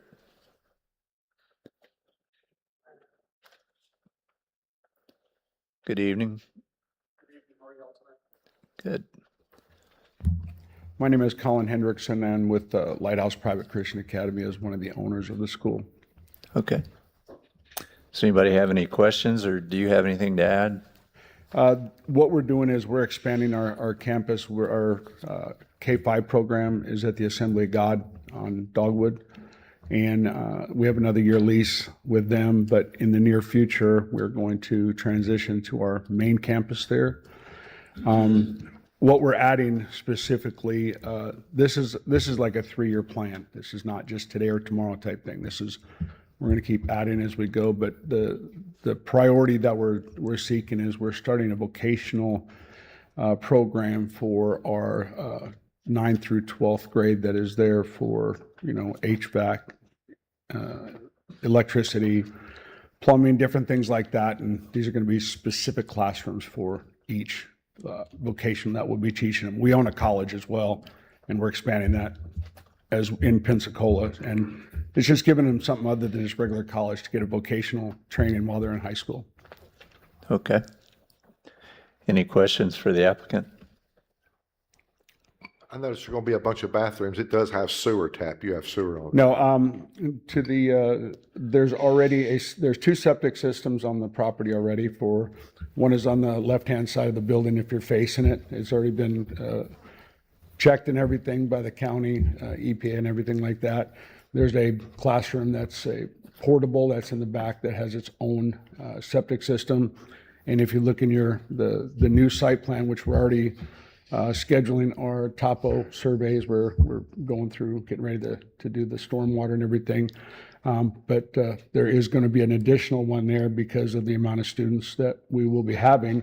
And then whatever it's sized out to be is where we'll follow what the county and the fire and health department have to say. Yes. So do you currently, I've just looked at this for a minute, do you currently have plans to expand parking areas and that sort of thing? That's correct, yes. Okay. That'll all be part of the 3-year process or 2-year process of this whole program. We actually own the full 7 acres there. There's only a small portion that is cleared, and where these buildings are going, the only thing that's there is pine trees right now. There's 10 different electrical boxes already there from FPL. Everything's maintained completely, and we don't plan on clearing much to the side where we're putting the buildings, because we want to keep the variation between the neighbors next door. And I've communicated with all the neighbors down the street that way too, and I haven't heard any complaints of anything yet. So I'm familiar with that site. The ARC used to be there before Yes. you guys moved into it. Yes. And I think it's a wonderful thing you're doing. They need more classrooms out there, and make those students get out there and prune all the blueberry bushes. we haven't even started picking yet. You There's better a get lot. busy because they're And there's coming a in. lot. All right, thank you. Anyone here that'd like to speak for or against?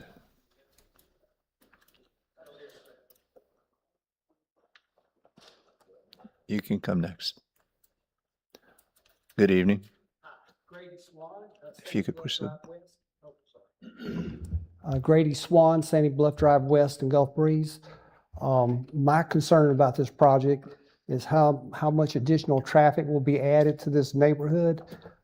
This facility is located at the rear of a residential neighborhood, and they'd have to go through various streets to get to the location.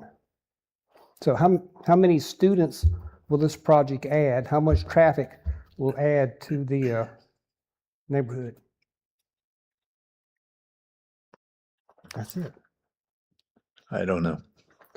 Should we ask Colin? We may do that. Okay. Is that it? You've got 2 more minutes. Oh, I'm fine. Okay. All right, thanks. All right, thank you. Ooh. I'm telling you. Good evening. Good evening. Janet Coulter, and I have the property across the street. That property initially was in my husband's family. They donated that property to ARC because there was no facilities for their daughter who was Down syndrome. Like Grady had said, the only way in is on Oakland. That area has really built up. The traffic just going in and out off of Oakland on 87 is going to be chaos. And there's no infrastructure as far as sidewalks. It's a very narrow street. It's already not in good condition. And I feel like this is not good for our neighborhood, because it would just take away from the residents that have gone in there and built their houses on 1 acre, and now you've got all of this development over there, and it's just not gonna, and I'm not sure, I didn't have time to study the land development code as intensely, but I know it does say in, where is it? Right. That's not it right there. Hold on. There it is. I didn't get the plans either. I didn't see that up there where they're going to be. Does he have a site plan on where these buildings, how big they're going to be, all of that? It is conceptual. I believe it was about 6 or 7 portable buildings, one of which being a bathroom, and they'll be lined on that western property, Right. western side of the property. Well, part of the standards for special situations, the proposed use shall not unreasonably increase traffic on local residential streets in the impacted area. The scale, intensity, and operation of the use shall not generate unreasonable noise, traffic, congestion, or other potential nuisance of hazards to continuous residential properties. Off-street parking shall be provided based on space for each 4 seats in the assembly area. I'm not sure what that means, but I'm sure they're going to be having a lot of people. If they're putting 4 to 6 buildings there, that's really going to impact noise and accessing those properties around it. I ask that you don't allow it. Thank you. Thank you. Good evening. Good evening. My name's Sean Green. I live at 6401 Kimbrough, directly diagonal from where the school is. My property comes right out on Kimbrough and Dixie. They moved in, we didn't know they were coming. They moved in, since they moved in, we've had burnouts. We've had trucks honking horns and music blasting. We have cars parking along the road there to pick up their kids and everything. My house being where it is, I bought it there because it was quiet. It was quiet. And I feel like by building this, it's going to compromise the value of my home because I wouldn't have bought my house if there was a school there. So I'd like to say I'm against it. We already have power problems out there. The power flickers on and off all the time. I don't know what's going on with that. But the school will be directly near me. And this gentleman here, it'll be in his backyard, basically. And he has the same problems I have. So I'd ask that you don't allow it. Thank you. Thank you. Good evening. Good evening. My name is George Pappas. I live on Partridge Lane, adjacent to the property being advised here. I'm against having any building going on when they're talking about bringing in 9 to 12 grade students. What are we looking at? A couple hundred people? 500 people? We don't know. It's a residential area. Like the lady said, traffic, the only way to get to it is by going down Oakland. You either make a left on Oakland or make a U-turn on Dogwood. And they currently have buses parking there, and I just hope you disapprove this. Thank you. Thank you. Anyone else? All right. Would the applicant like to respond to any of the comments?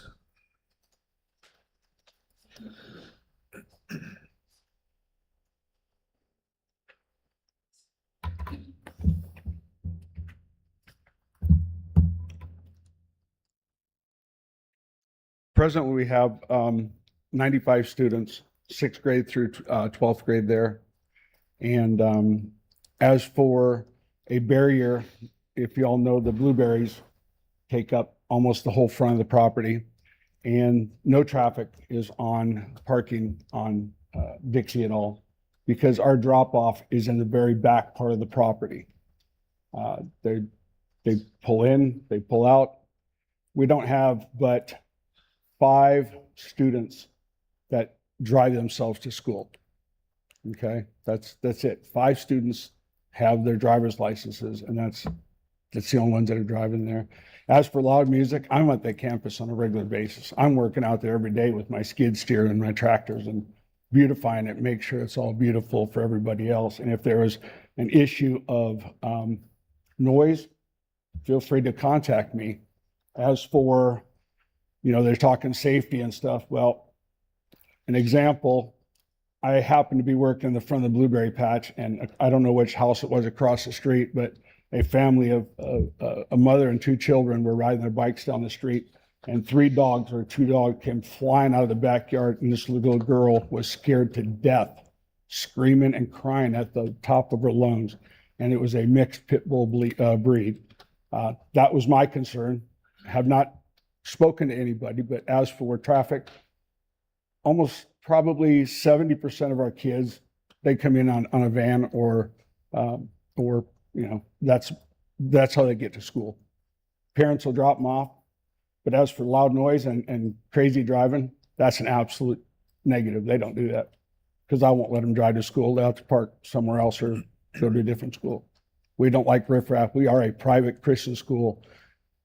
We have total 650 kids in 5 campuses across Escambia County and Santa Rosa County.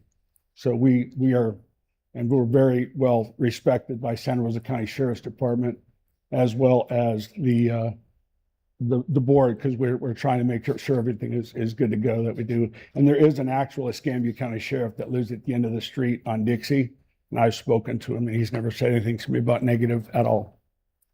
So When you have this, excuse me, built out, so to speak, what do you think that's going to add to your student count out there? our class sizes for these here, this is going to be like an elective that they go to. So the buildings are 22 feet by 26 feet. That's it. They'll hold about 6 to 10 students, because anything more than that, you're not getting good hands-on experience for these kids. And the reason we're building the other buildings that will go in later time, once our kindergarten and through 5th grade moves out of the Assembly of God, they'll go into the main building, and our class sizes are anywhere between 12 and 14 kids. Right now, like I said, we have like 95 kids. This should probably add about another, we have 48 kids at the Assembly of God right now. So we're, right at the 150 mark, and we don't expect to grow much more. We're just making sure we have plenty of room that the kids don't get smothered where, in a tight classroom. Okay. Any other questions? Thank you. I'm sorry. How many buildings do we clarification on that? 6 buildings? Looks like 8 or 10. We are tentatively looking within the next 2 to 3 years, 10 buildings, 22 by 26, less than 600 square feet. So they're going to be very small classrooms, because per health department, fire department, I'm only allowed X amount of kids per square feet. Mm-hmm. And we don't overpack our school. We had 600 kids and we had 70 graduates between 4 campuses here. So, Thank you. All right, board discussion.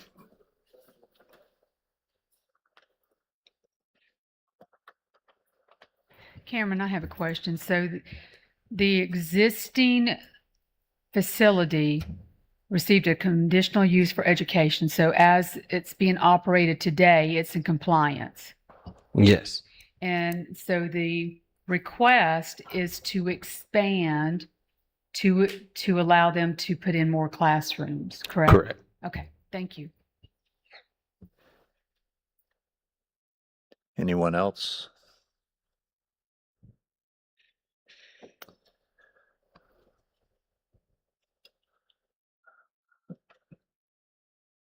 Wow. Okay. Well, I do personally know there's a need for any kind of vocational education we can get to these kids. In my business, we're hurting for folks. But we have it. The We do. issue's not capacity, the issue's interest.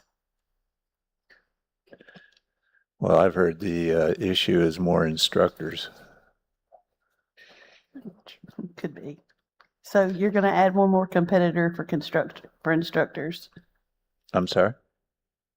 This will add more competition for instructors.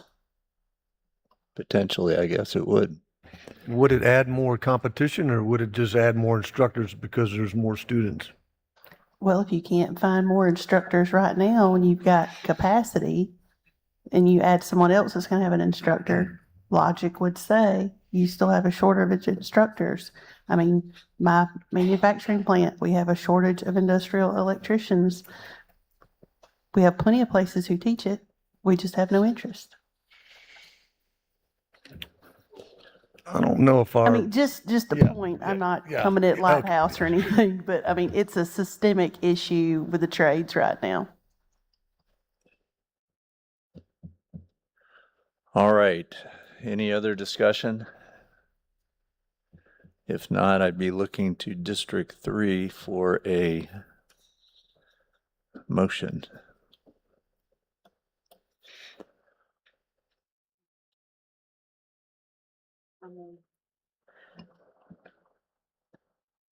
I'll make a motion. It'll wind up going to a vote, but I make a motion, we deny without objection. I'll object. So we have a motion to deny. Do we have a second? A second. So the motion has been made to deny and properly second. If everyone will look at your screens, a vote yes is to deny.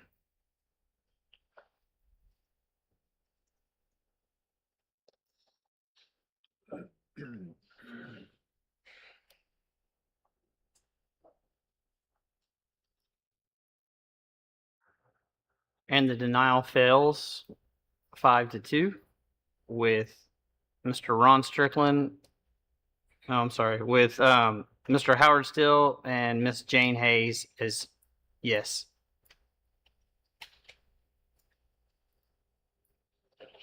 Do we need to make another motion? Leave it as it is. So the motion, because this is a conditional use, it's going to the commissioners anyway. The motion to deny fails. However, it will still go to the commissioners. June 22nd, that's a Monday, June 22nd, 5 p.m., same location. Did you say 7? 7 votes? 20s. 2-1. Should be So 8. 5-2. Yeah, so actually, I don't have a vote for Mr. Lachlan. Sorry about that. Were you for the denial? Or against it.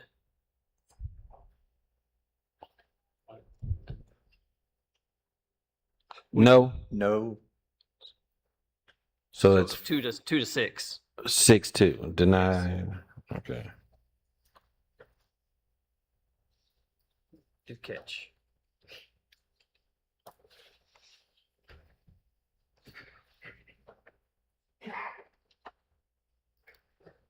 All right. Item number 10. Yes, sir. Item number 10. Case 2026-2R.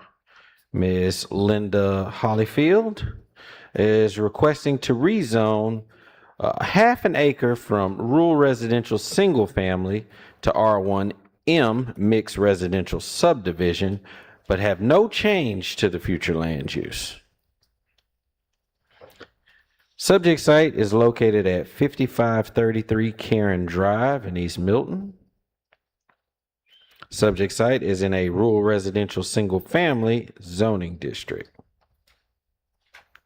The proposed is mixed residential subdivision.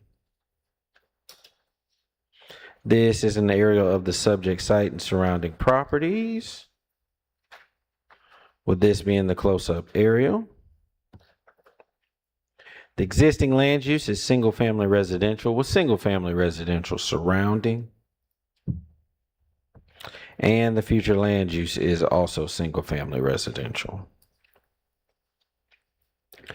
There have been some, not zoning board cases, but recent divisions around the around this area. As you can see, there's been some minor subdivisions, parent parcels, a lot of splitting of property. The only problem with this is when they divide it, it would not allow for a mobile home with the RR1 zoning district. Ms. Hollyfield has a granddaughter moving back home, and they wanted to put a mobile home on this half acre, so it would require the rezoning. This is looking north. North up Karen Drive. The site is on our left.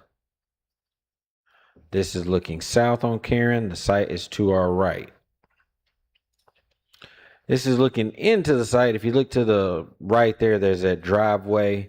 The lot is laid out behind those trees there. And this is a survey submitted by the applicant showing that half acre they wanted to divide out to place the mobile home on. As you can see, here's an aerial sketching out that area again. And that's all I have. Thank you. Is the applicant here?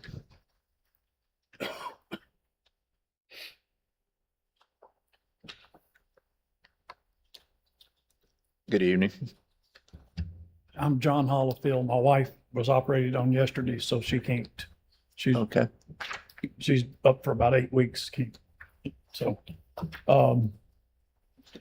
we just got a granddaughter. Okay. Yeah, we just got a granddaughter moving back or whatever.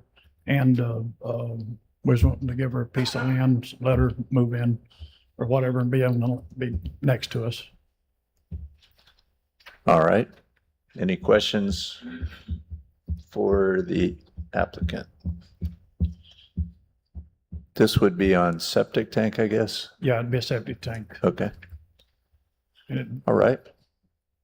Anyone else? And it would just be on water too. I mean,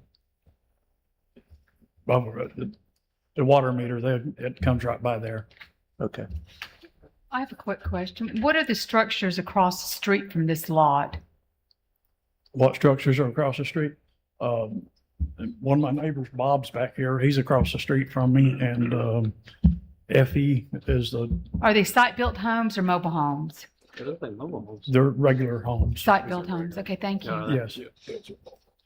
All right. Thank you. Okay. Anyone here that would like to speak for or against? Yes, sir. Please come down. Good evening. Good evening. My name is Jesse Barlow, and I live at 5517 Karen Drive, which is the parcel directly next to it. I've spoke with Bob, and I think he wants to mirror my concerns as well. But my concerns are that the mobile homes on the street are positioned at one end, and they did not have to change the zoning for them to occur. Lot splits were fine, but the zoning did not change. And if you look at Karen Drive, it's a little bit different than Kim, Tracy, and Cox, even where it has that zoning. Most people overwhelmingly put site-built homes here. And if Karen Drive was not primarily developed already, it would be one thing. But we have a ton of people that have invested a lot of money into their site-built homes, and they followed the zoning that was in place. So this one is, if it's approved, is going to be sitting more towards the middle of the street. And that does affect the neighborhood character, in my opinion. So that's, for that reason, I would hope that this would be denied. Thank you. Thank you. Anyone else?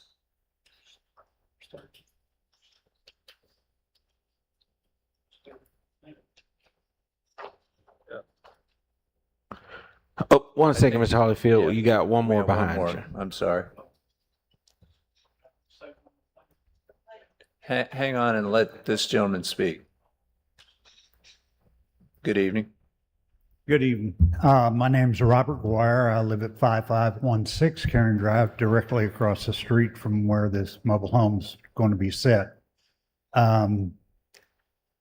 My objection is I've been there for 43 years. I've got an acre and a half, almost 2 acres there. All the other homes in that general area are site-built homes. I know my neighbor to the south of me has divided his property up into half-acre lots, and I understand they're going to be site-built homes also. I was told, I don't know if this is true, that the area is going to go to mobile homes in that area. I don't know that for fact. This is what John told me. So he said in January, it's supposed to go to a mobile home area. I don't know when that was proposed, or I don't know when it was voted on. It's actually in the state statutes, I believe, that's coming up. So what is in the state statute, and when were we supposed to be notified of that?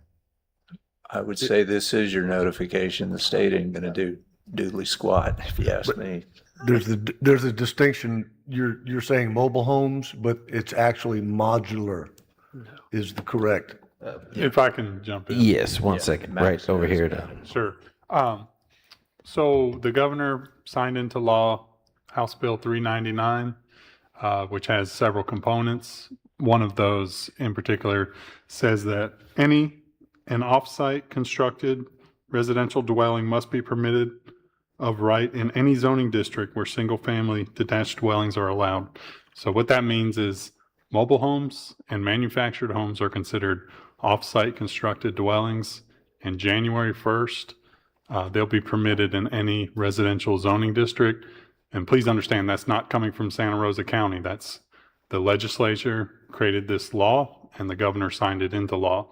And it's effect January 1st, 2027. Okay.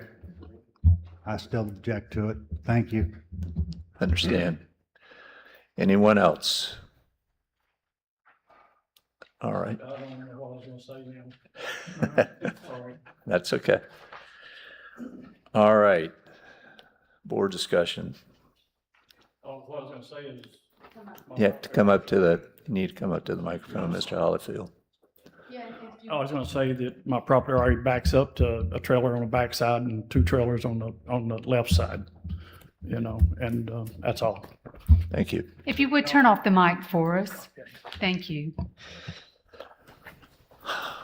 Okay. Board discussion.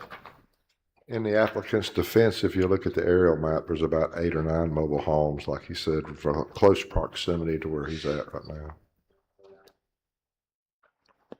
Okay. Anyone else? With the pending legislation going into effect in January, I don't object to the rezoning. Not with the pending legislation, no. I mean, Well, I mean, the pending legislation really doesn't matter because it's changing the zoning law, not what you can allow to be there, right?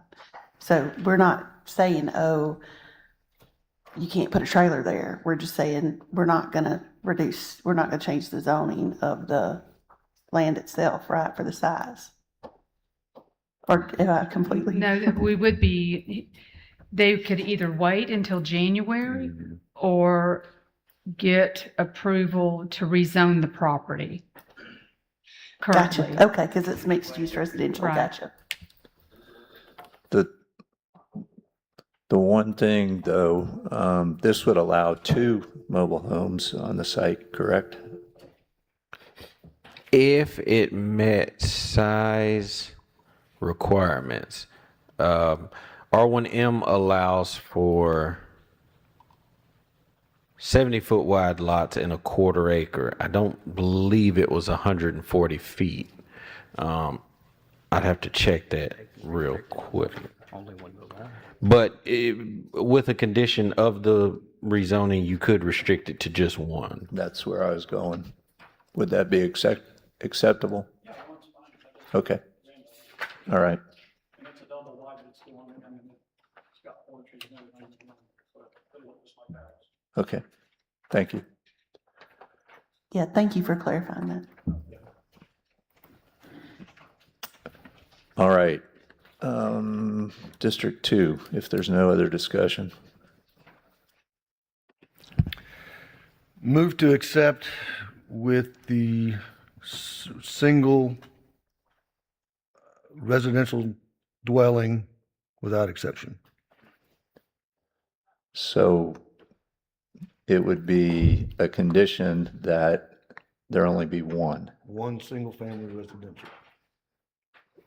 one modular. One single-family residential, because if they.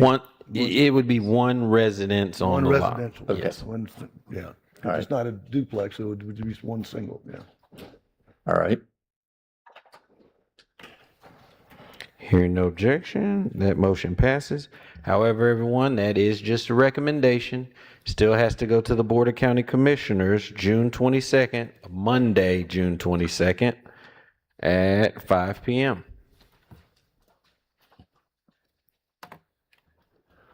All right. Item number 11. Let's see if we can power through that one and then we'll take a break. All right, next item, 2026-16 RSS, Mr. Lawrence Smith is requesting to rezone 0.73 acres from Ag RR, Rural Residential Agriculture, to RR1, Rural Residential Single Family, and amend the future land use from Agriculture Rural Residential to Single Family Residential. Subject site is located on the 5900 block of Pat Brown Road in Milton. The subject site is in a rural residential agriculture zoning district. The proposed is rural residential single family. This is an aerial of the subject site and surrounding properties, with this being the close-up aerial. The existing land use is vacant with a mixture of single-family residential surrounding. Future land use is agriculture, rural residential. The proposed single-family residential. This is looking northwest on Pat Brown Road. The site is there on our left. This is looking more easterly. The site is behind us. This is looking at the corner of Pat Brown, and I believe that, I can't remember what the cross street is, but we're looking directly at the corner of the lot. And this is looking into the parcel from Pat Brown.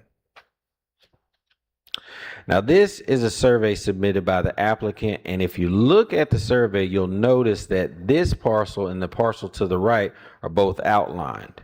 At one point, they were all one piece. We've had this issue come up sometimes and where it's one parcel, but they're separated by a road. They've got the same parcel number. However, you can't do that. So when each parcel gets their own parcel number, this one didn't have an acre, so it just made it non-conforming. So they got stuck with 0.73. It's not big enough for Ag RR. We can't say it's grandfathered in because it was a part of the piece across the street. It's just one of those situations.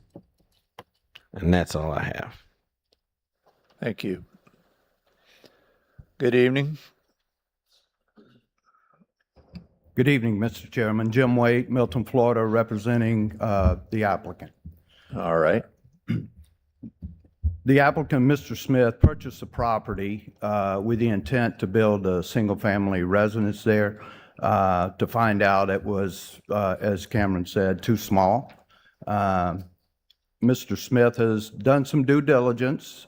In your packet, you'll find probably, I think it exceeds 50 positive responses from people in the community supporting this particular rezoning request.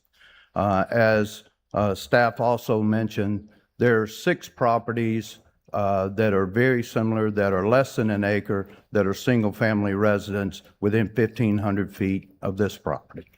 And I can answer any questions you have. Okay, thank you. Any questions?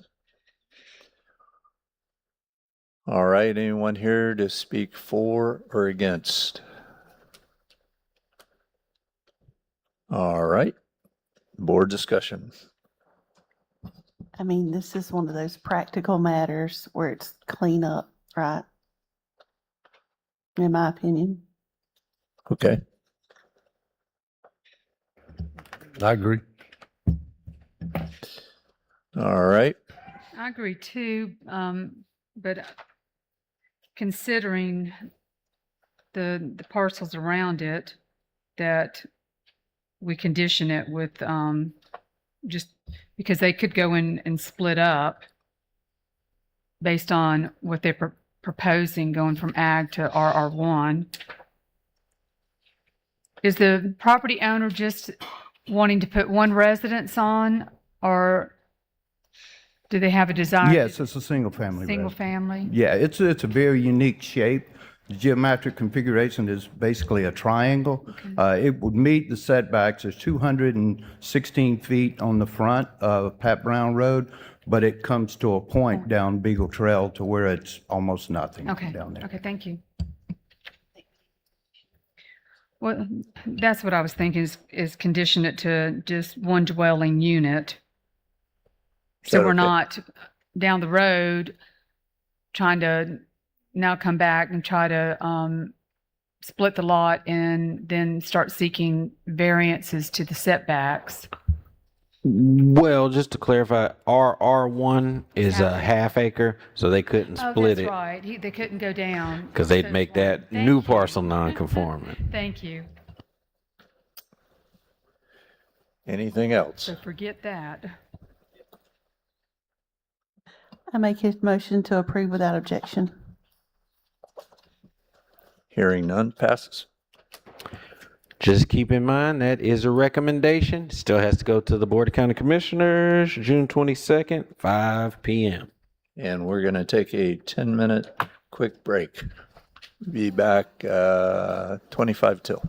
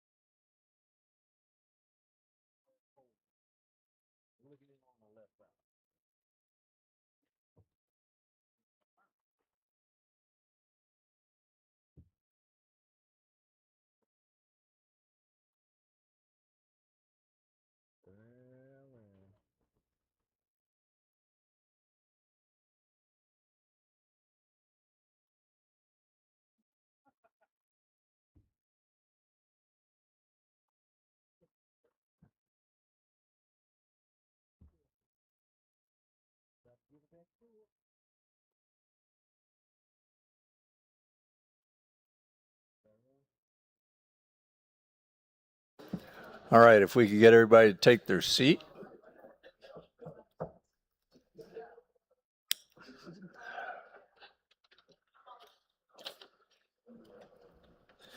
We are on item 12. Welcome back. Next item, case 2026-17 RSS, Bluffs Development of Navarre LLC, represented by Ms. Becky Cato, is requesting to rezone 3.42 acres from R2 medium density residential to P2 active park and amend the future land use from medium density residential to conservation recreation. Subject site is located on the 9500 block of Navarre Parkway in Navarre, and this may look familiar to you because the front half just got rezoned last year. The subject site is in a R2 medium density residential zoning district, and the proposed is P2 active park. This is an aerial of the subject site with surrounding properties, and this is a close-up aerial. The existing land use is vacant with a mixture of single-family residential, office space, commercial, institution surrounding. Future land use is medium density residential. The proposed is conservation recreation. Again, there have been quite a few zoning board cases in the area. Like I said, the parcel to the north was just recently rezoned. You see there's been some conditional uses for churches in the area, rezonings to commercial in the area, rezonings to residential in the area. It's just really, oh, and even there to the east, there was a recent rezoning and conditional use for the 12 Oaks facility. This is looking west on Highway 98. The site is on our left. This is looking north at the intersection of Whispering Pines. The site is behind us. This is looking east on Highway 98. The site is to our right. And this is looking at the Highway 98 frontage where the proposed entrance would be there at the intersection. This is a conceptual layout submitted by the applicant. As you can see right there in the intersection is where the entrance to the property would be. And we are directly talking about the parcel closest to the sound where the proposed RV park would go. And that's all I have. Thank you. Good evening once again. Good evening. Becky Cato again. Cameron, as always, did a great introduction there. I'm sure you remember the rezoning for the Wawa in Navarre. At the time, the property owner wasn't sure what they wanted to do with the property behind the Wawa facility. Had they known, they just would have asked for commercial for the whole site, and then we wouldn't be here today. But they truly weren't certain what they wanted to do with the back part. And so in between that approval and where we are now, they've put some thoughtful effort into determining what would be a good use of that site. And that's why we're here tonight.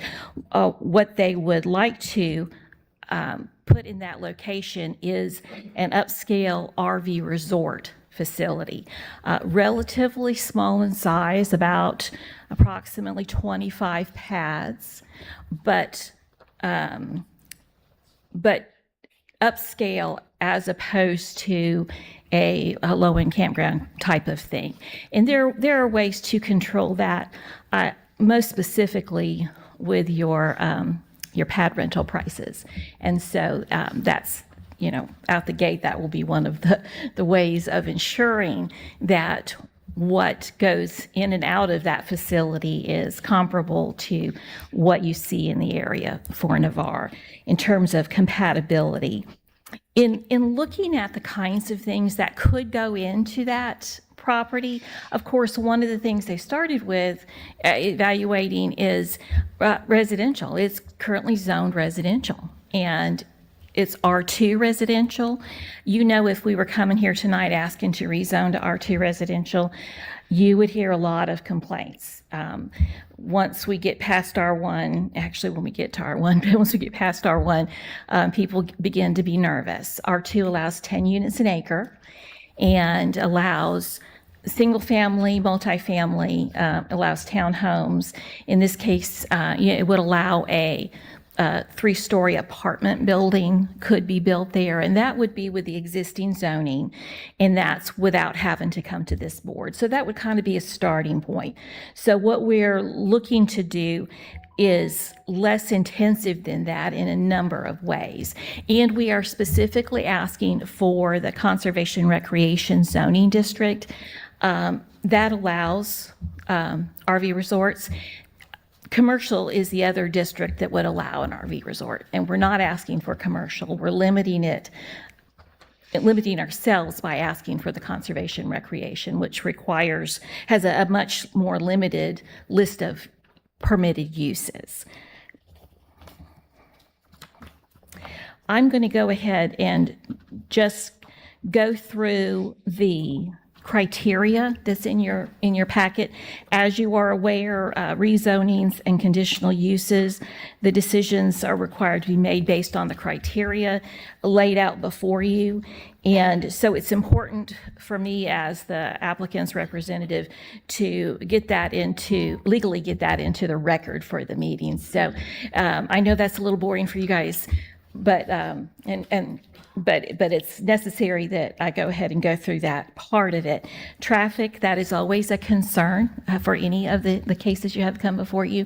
And this is ideally located for, with regard to traffic, as you saw in the maps that Cameron showed. Our entrance is at that signalized intersection that is already there. So it's direct access to major roadway. The traffic numbers themselves, when you do the math, as Cameron has done and is shown in your package, the traffic numbers are considerably lower than what you would have with the existing zoning and really with basically most other zoning districts.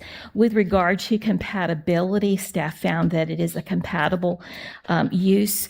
Interestingly enough, that whole section of 98 in Navarre, you see a mix of uses, and it's very common to see residential next to RV facilities. And that's unusual. There's, I don't know any other area in the county that is developed that way, but they have existed compatibly for many decades. And so I think that's a thing that points to the compatibility of the use. In addition, the Land Development Code does require that we put some things in place, specifically buffers, to enhance that compatibility so that it cuts down visually on any, it just visually breaks up the uses and cuts down the noise. With regard to suitability, staff always looks at impact to wetlands, and on this particular property, there are no wetlands located on the property. And then finally, urban sprawl, the staff has made a finding, and it's very specific with regard to the list that you see in your package. That comes from state statute, and based on those, this does not promote urban sprawl. I want to also mention in your package, in the information that we were required to provide, we also have a letter from Holly of our water system indicating that they will be providing water and sewer to the site. Of course, I mentioned that specifically because I saw a social media post where it indicated that you were not provided that information. But of course you are. In your backup, you know that. You have information about traffic. You have information about infrastructure. Of course, you have to meet the county's requirements for stormwater management and state requirements for stormwater and all that kind of thing. So we'll have to meet those as well. And then with that, I'll just ask if you have any questions of me. Yeah. I do. And I don't know if you know the answer to this, Becky, but what is a night stay at this place? Do you have any idea what it runs? The amount, I don't know specifically, but by comparison, I know the RV park that is at the intersection of 87 and 98, just down the road from this location, their waterfront pads, it's my understanding, they're about $200 a night. The others, I think, are about $150 a night. So I imagine we'd be looking at something comparable. Our desire is for it to be an upscale facility. The current owner will maintain ownership and operation of the site. Yeah, I just wonder how you take a piece of waterfront property and make it pencil out. But that's how you do it. Yeah. Okay. Thank you. All right. Is there anyone here that would like to speak for or against? Yes, ma'am. Good evening. I'm going to read it, sorry. My name is Lisa Portilla. I live in Navarre. Thank you for the opportunity to speak here tonight. I'd like to talk about faith and trust. Planning and zoning is an important thing. Different people have different preferences about where they live and how they live. Some people want acreage with chickens and a deep water well. Some people want more traditional city living with all the amenities. Regardless of how you want to live, I bet there's an area in Santa Rosa County that will meet your needs. Birds of a feather turns out to be a very true statement. People who want to live in traditional housing with families on each side of them move into neighborhoods. People who prefer to live on farms live farther out of town in the country near other people who prefer country living. So once you know how you want to live in Santa Rosa County, how do you know where to live in Santa Rosa County? That's where P&Z comes in. This board and previous P&Z boards dictate what kind of lifestyle is allowed in different parts of Santa Rosa County. That's appropriate. As citizens, we put our trust and faith in our county government. We trust that when you tell us something, we can believe it. When P&Z told us a certain area was zoned R2 for single-family residential, we believed you. We bought property there. We built single-family homes there. We started our families there. We embraced our neighbors as friends, and we built a community there. This was all done with trust in our county government. Trust that where we built our single-family homes, it would stay single-family homes, because that's what P&Z mandated. That's what was allowed there. We built these neighborhoods and these communities with faith that our county government would protect us. Now, after all these years of that area being zoned R2, after all these single-family homes were built, after all these families were started, after all these homeowners formed a neighborhood, someone wants to come along and change it. One person, or maybe a group. It doesn't matter. They're asking you to undo something that was done years ago by a different P&Z board. You could recommend to change the zoning. You have the authority. But what about your citizens? What about those of us who put our faith and trust in our county government years ago? If you recommend to change this zoning for one person or one group, what does that say to the rest of us citizens? We've already spent our time and our money there because the guidelines mandated by P&Z years ago. Would you propose that we all move to a different R2 area? What kind of trust and faith could we have in that P&Z won't change that zoning down the road? Change can be good, responsible change. There are lots of appropriate places for an RV park in Santa Rosa County, but an area that has been zoned R2 for decades does not seem like a good place. I would guess that if any of you lived on property next to this site, you would not be in favor of the zone change. What if your elderly parents lived on property next to this site? Would you do that? I would just briefly add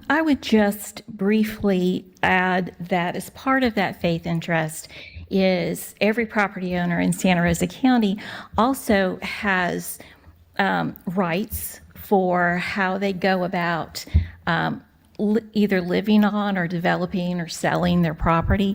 Part of that bundle of rights is the ability to respond to changing conditions over time, to request from this board and the Board of County Commissioners a change to meet those changing conditions.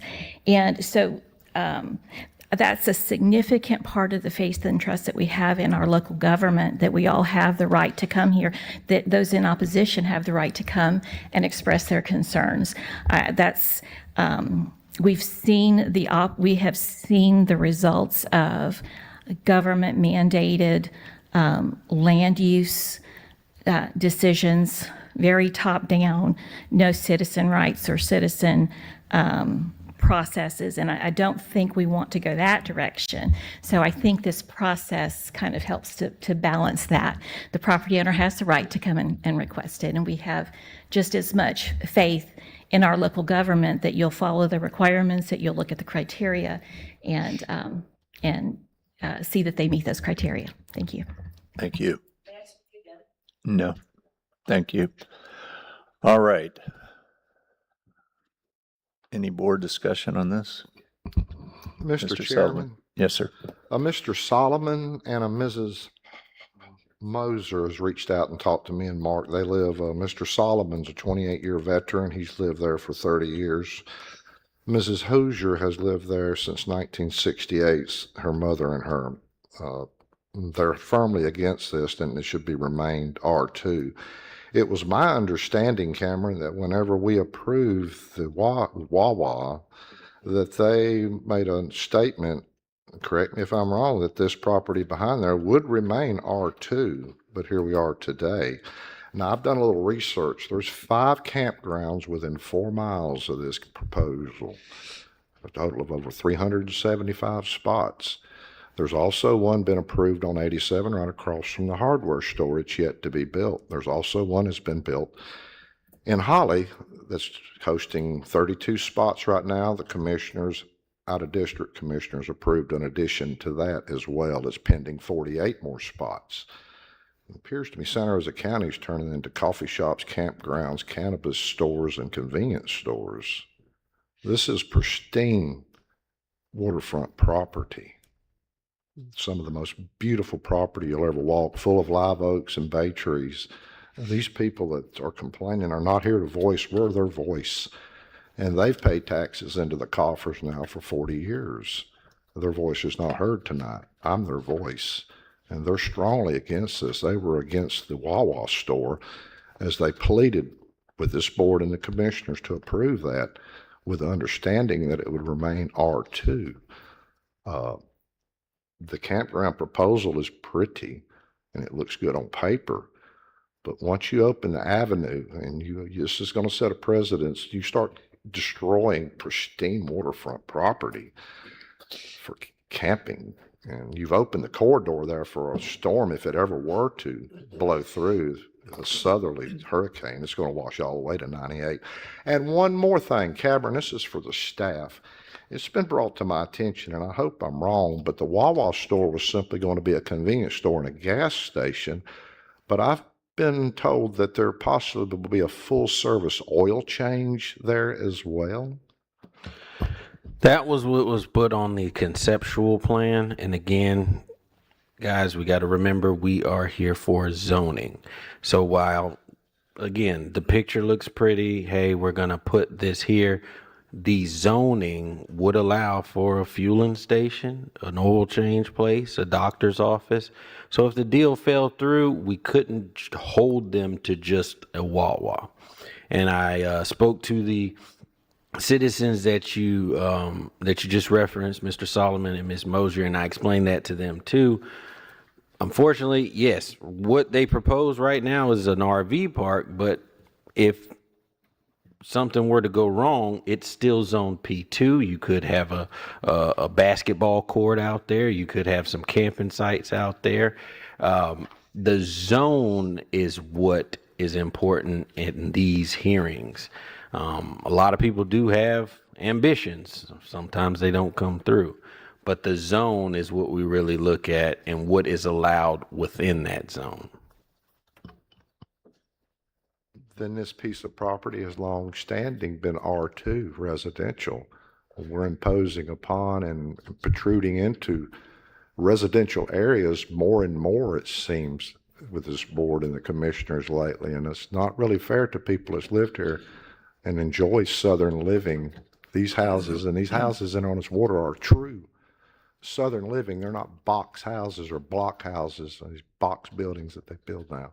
These people have been here a long time and their family have deep roots. And it's a tough situation with 500, 600 campgrounds. I mean. And Cameron, Ms. Cato stated with R2, it could be a 3-story apartment building as well. Yes, ma'am. So as of right now, it is currently zoned R2, which would allow 10 units per acre. So they could go up to 50 foot in height for that R2, basically. So you're looking at 34 units.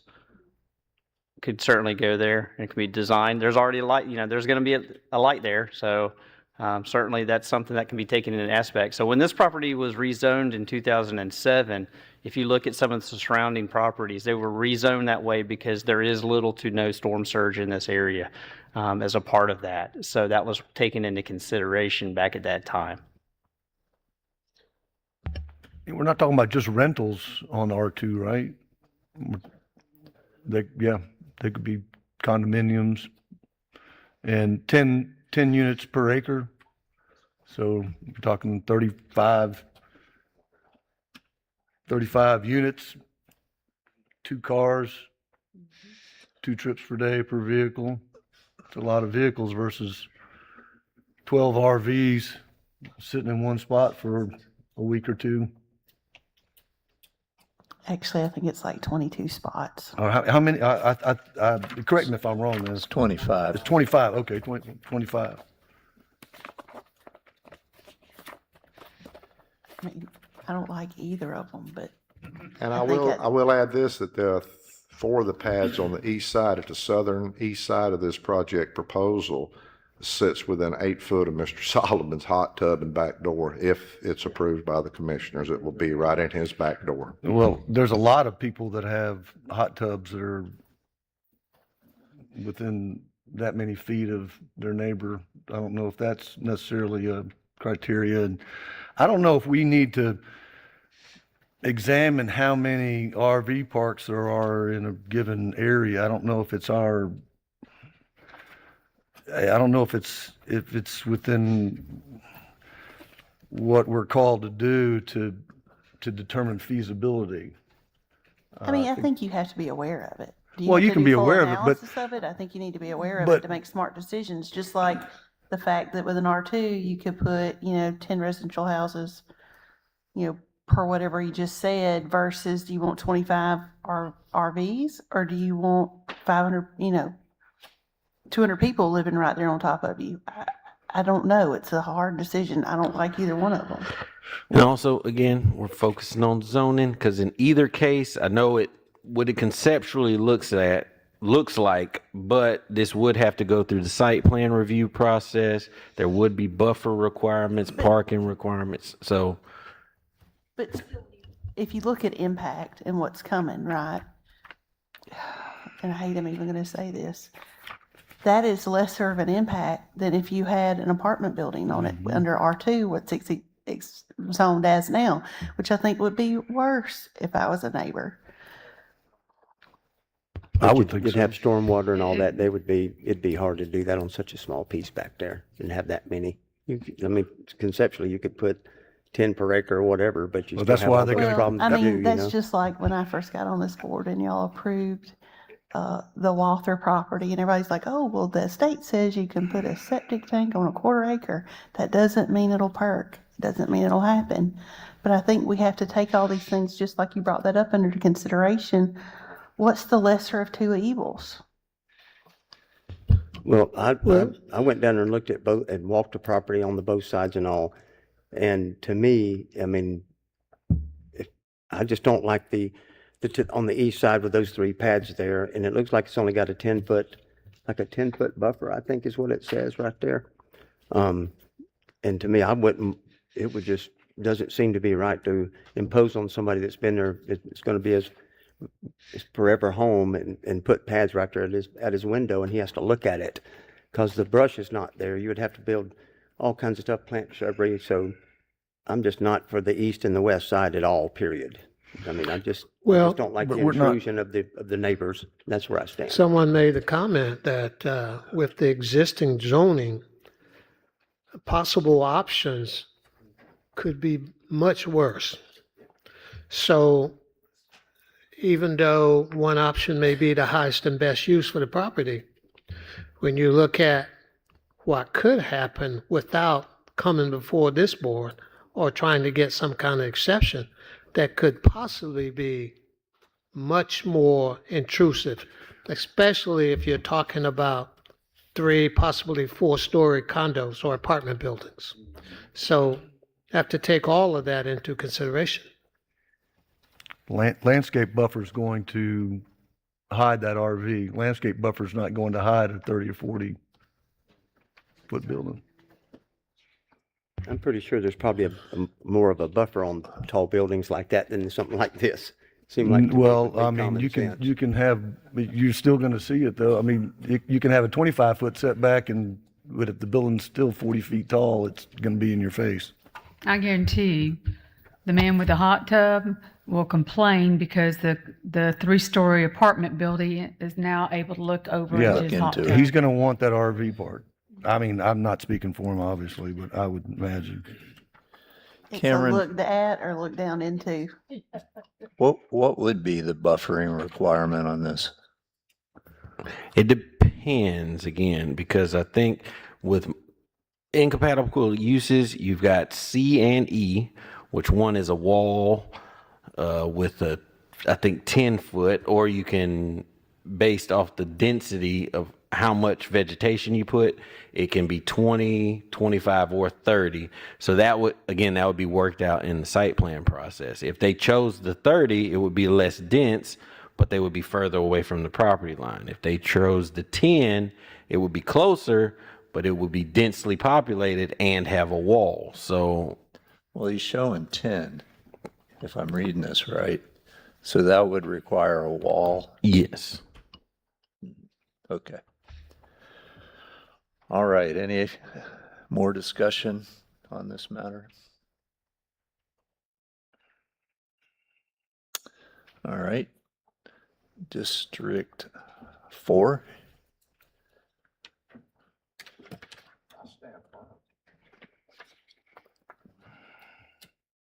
Were you making a motion then? District 4 would make a motion to deny without objection. Oppose. Second. So we do have a motion to deny, and it has been properly seconded. If everyone will look at their screen shortly, the motion is to deny. So a vote yes will be to deny. Yes to deny and no to pass the application to pass. Yes. Okay.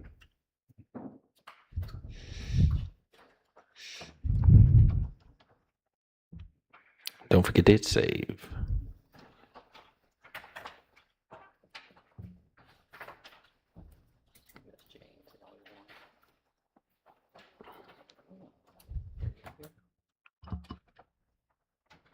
And that is a 4-4 vote with Mr. Mark Lachlan, Jane Hayes, Frankie Gibbs, and Gene Sullivan for denial. Rhonda Royals, Ed Carson, Ron Strickland, and Howard Still for approval. So that is just a recommendation. It still has to go to the Board of County Commissioners, and that's going to be Monday, June 22nd, 5 p.m., same place. All right. All right. The next item, number 13.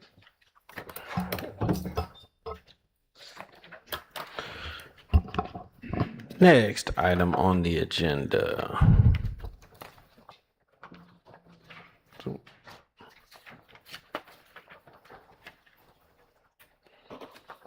Next item.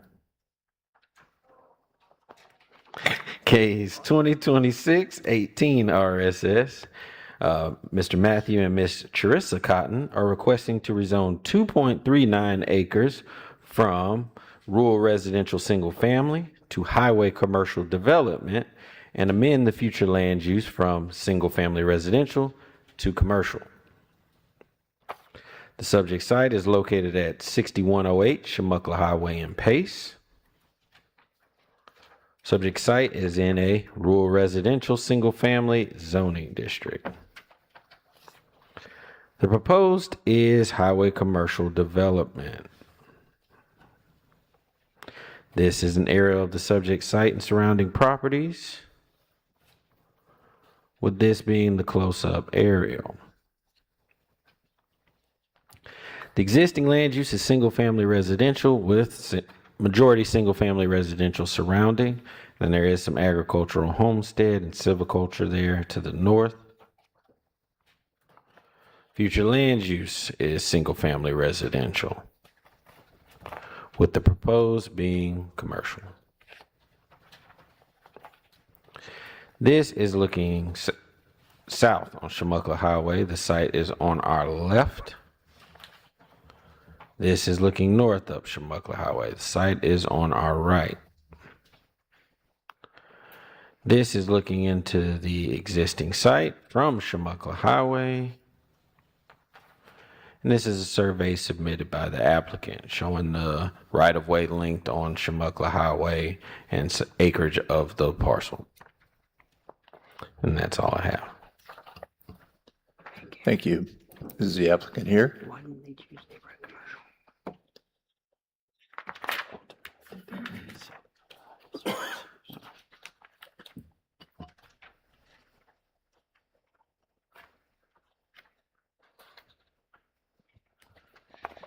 Good evening.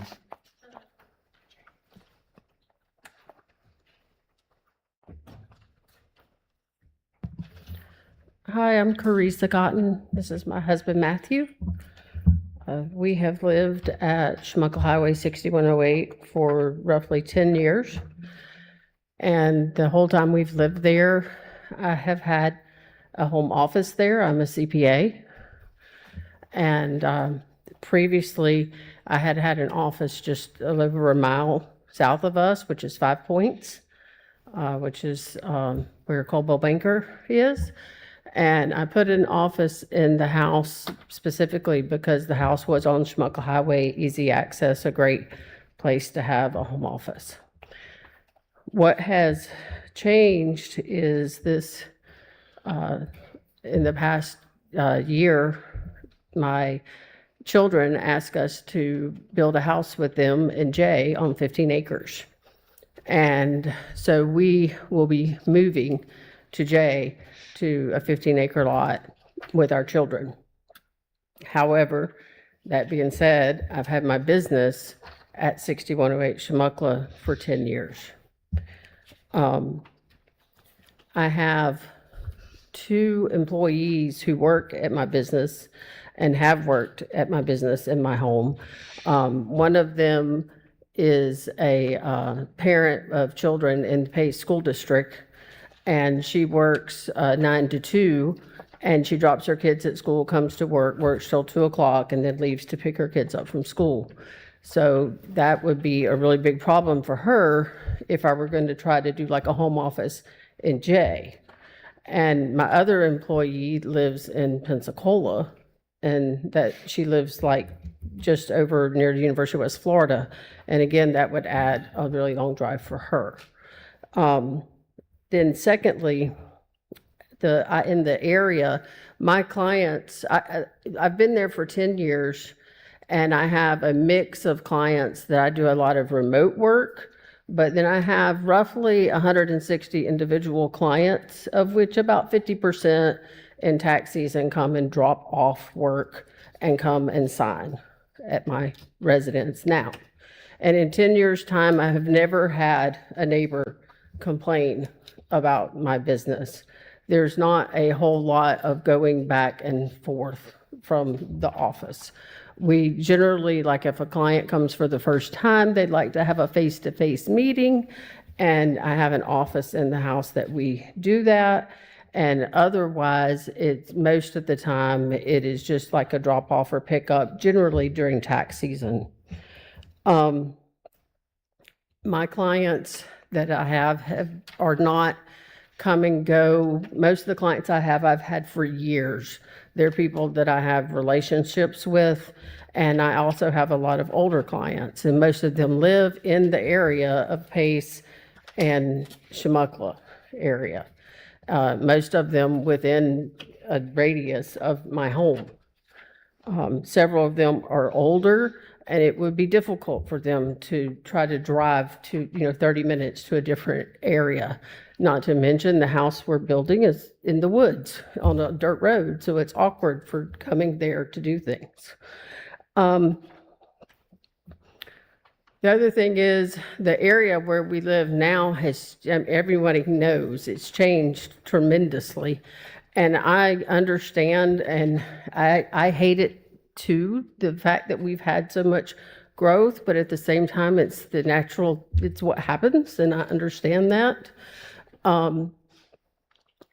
We have just within a mile or just over a mile south of us is 5 Points.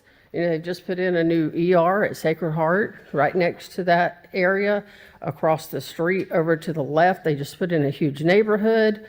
Even to the north of us, they've put in Piggly Wiggly, a new school. Marcus Point Church is going in there. There's a bank going in there. There's a drugstore already gone in there, a Dollar General gone in there. So the area is already developing commercially. I just would like the opportunity to be able to continue my business like others have done around me. And I'm not trying to hurt any of the neighbors. I know I had a neighbor come and talk to me, and she, had concerns. I understand that, but I have no desire personally to become some giant CPA firm. I have clients, I have good clients, and I just would like to keep those clients. I have no intention to expand my place. I have no intention to change the way it's set up with parking and driving. I don't even know that I'll put a sign out because honestly, I don't need it. I have business. So that's pretty much it. I think I covered most everything. Sorry, someone's calling me. Yeah, I think that's pretty much it. Yeah. Thank you. All right. Does anybody have any questions for them? Yes. I have a question. Why did you choose highway commercial? Because the county does have a zoning that's called neighborhood commercial that limits.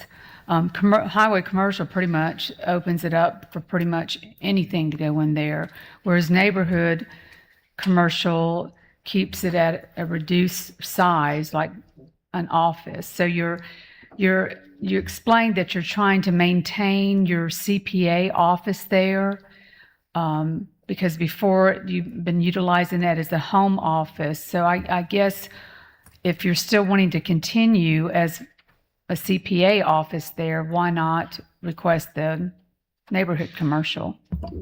That's a really good question, and the reason was because when I consulted others about how to do, because I'm a CPA, but I'm not a real estate specialist. It's not my specialty. I specialize in information technology. They advised me to do that, and they said that if I did the Neighborhood residential. neighborhood, that I could come down to that, but I could never go up to the other. And so that they advised me to request the regular commercial, and then, but what I need is neighborhood commercial. Thank you for your answer. Oh, I'm glad you. Anything else for the applicant? Okay. I just real quick, how long do y'all think you plan on staying and having your shingle there? It depends. It would, and honestly, we hadn't had any negative feedback until we requested this to be commercial.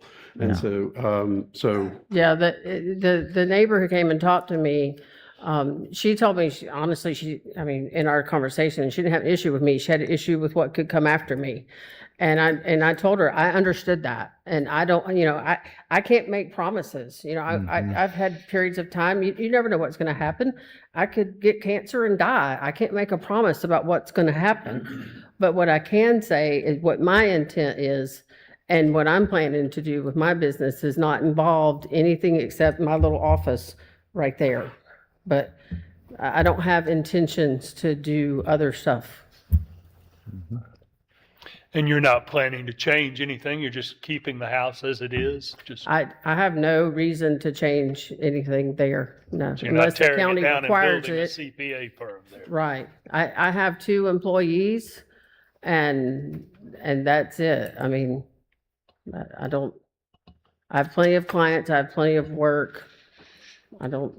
So essentially, you want to upzone to highway commercial. Right. So in the future, when you're ready to retire, you can sell it as highway commercial rather than residential real estate. that was the advice that we were given. No, and I'm not coming at you, but I'm just seeking to clarify. Well, certainly that's part of it. Because it's an investment for me.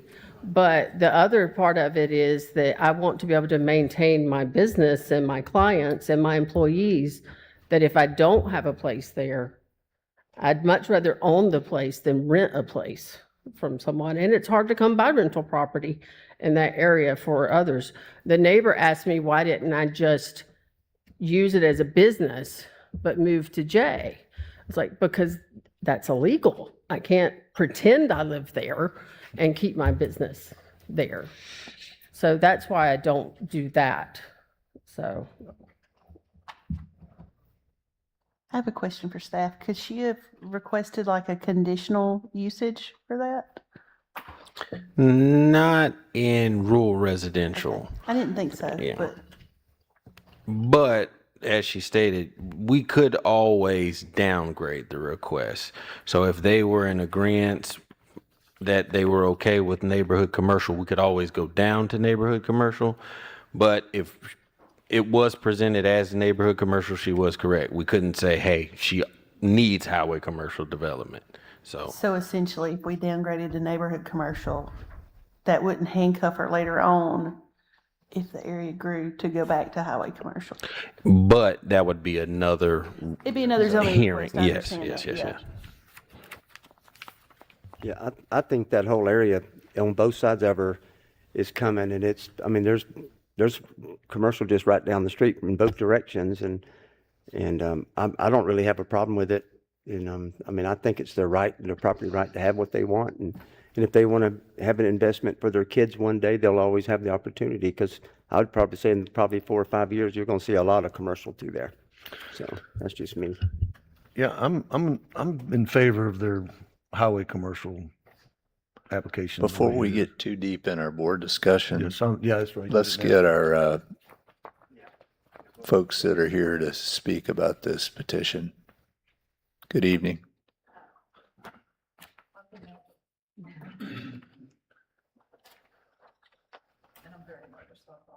No worries. Nothing to worry about. So my name's Angela Crutchfield. I own and reside at 6109 Chumuckla Highway. I'm located directly across the street from 6108 Chumuckla Highway, which has requested the change. This is not a temporary request, to my knowledge.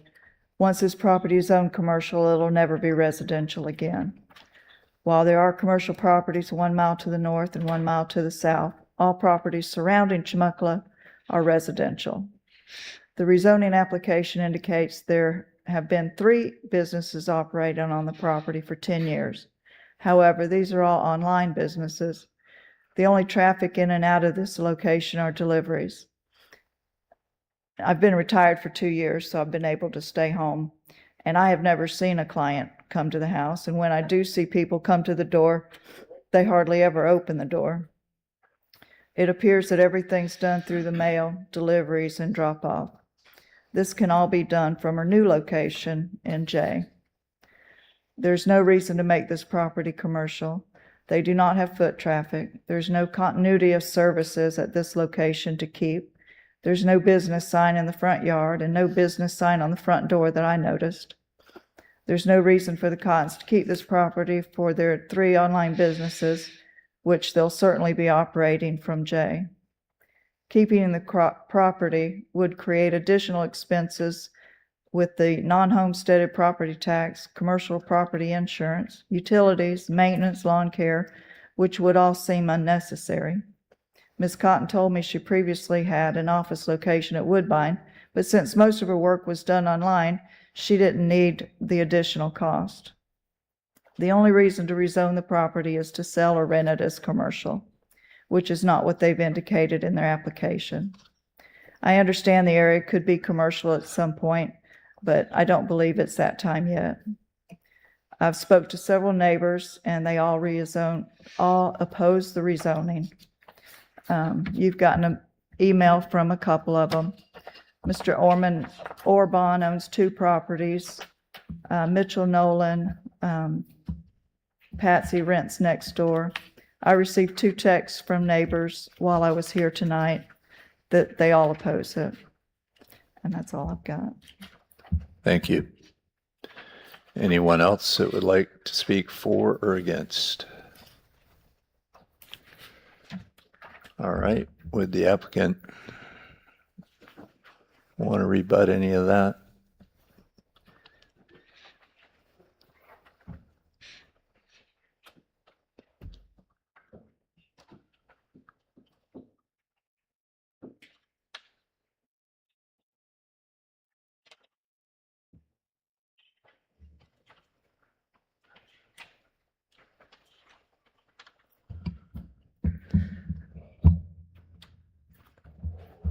I do have clients who come to my house. They come to my house fairly frequently, especially during tax season. I'm sorry that she doesn't notice that, but I have honestly not ever seen her outside. I just want you to know that in my business, yes, I do a lot of things online. And I did say when I originally moved there to have a home office, it was to avoid the expense. That was when I first started my business 10 years ago, when I didn't have 2 employees and I didn't have 160 individual clients plus corporate clients. It's very different now. I do have clients and they do live in that area. And I do have neighbors who have no problem with it whatsoever. But I do have an office. People come to my office and sign their tax returns. One of the ladies who spoke earlier is one of my clients who comes to my house and signs their tax returns. So there is a lot of things that happen just on the porch. I have a drop box where people can drop their taxes that's locked and has a camera on it. But we do have people who come there and meet. So I just want to make sure that we're clear about that. And also she mentioned, I wanted to say, she mentioned 2 other businesses. I have a shop in Alyssa's that is baby goods. And the only thing that happens is my address is used as the mailing address for that shop. And I use my closet to store seasonal baby clothes. So there's no activity at my house regarding that shop, except that it does use my address. And the other is a nonprofit that we run that is associated, religious nonprofit. And so there's no activity there either. It's just a registration where our mail comes. So there's no activity with those two businesses that happens in person or anything at that location. All right, thank you. A quick question. You're licensed by the Department of Business and Professional Regulations, I am. right? I'm a Right. CPA and I'm licensed with Florida with the Department of, yes. And you intend to keep your license at that address? Oh, absolutely. Okay. Absolutely. I worked too hard for that. So let me ask you another question. So is the neighborhood commercial off the table? You're not interested in that? No, I'm fine with that. I was just advised for later investment, like for down the road, whenever, it did come time, rather than having to come back, it'd be better. And I was also advised that there's multiple areas on both sides of me, within a mile of me, that have already gotten commercial zoning. And the way the whole area is changing, that I should go ahead and do it at one time rather than come back years later. But I would rather have it than not have anything, because the most important thing is my business. Sure. And it fits that. Understand. Okay, So, thank you. Thank you. All right, board. Discussion.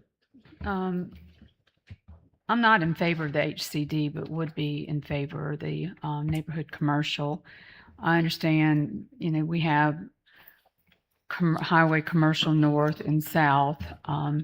Usually when we have the first one in an area, it just stands out to me like spot zoning, that surrounding properties are ag residential. And if the intent is for her to continue with her CPA office, I believe a neighborhood commercial would have less of an impact than highway commercial, because you could pretty much go in there and do anything if she were to decide to sell. Right. I would tend to agree with Rhonda. I mean, this is right there in that Barley Road, Luther Fowler area. We know it's moving up.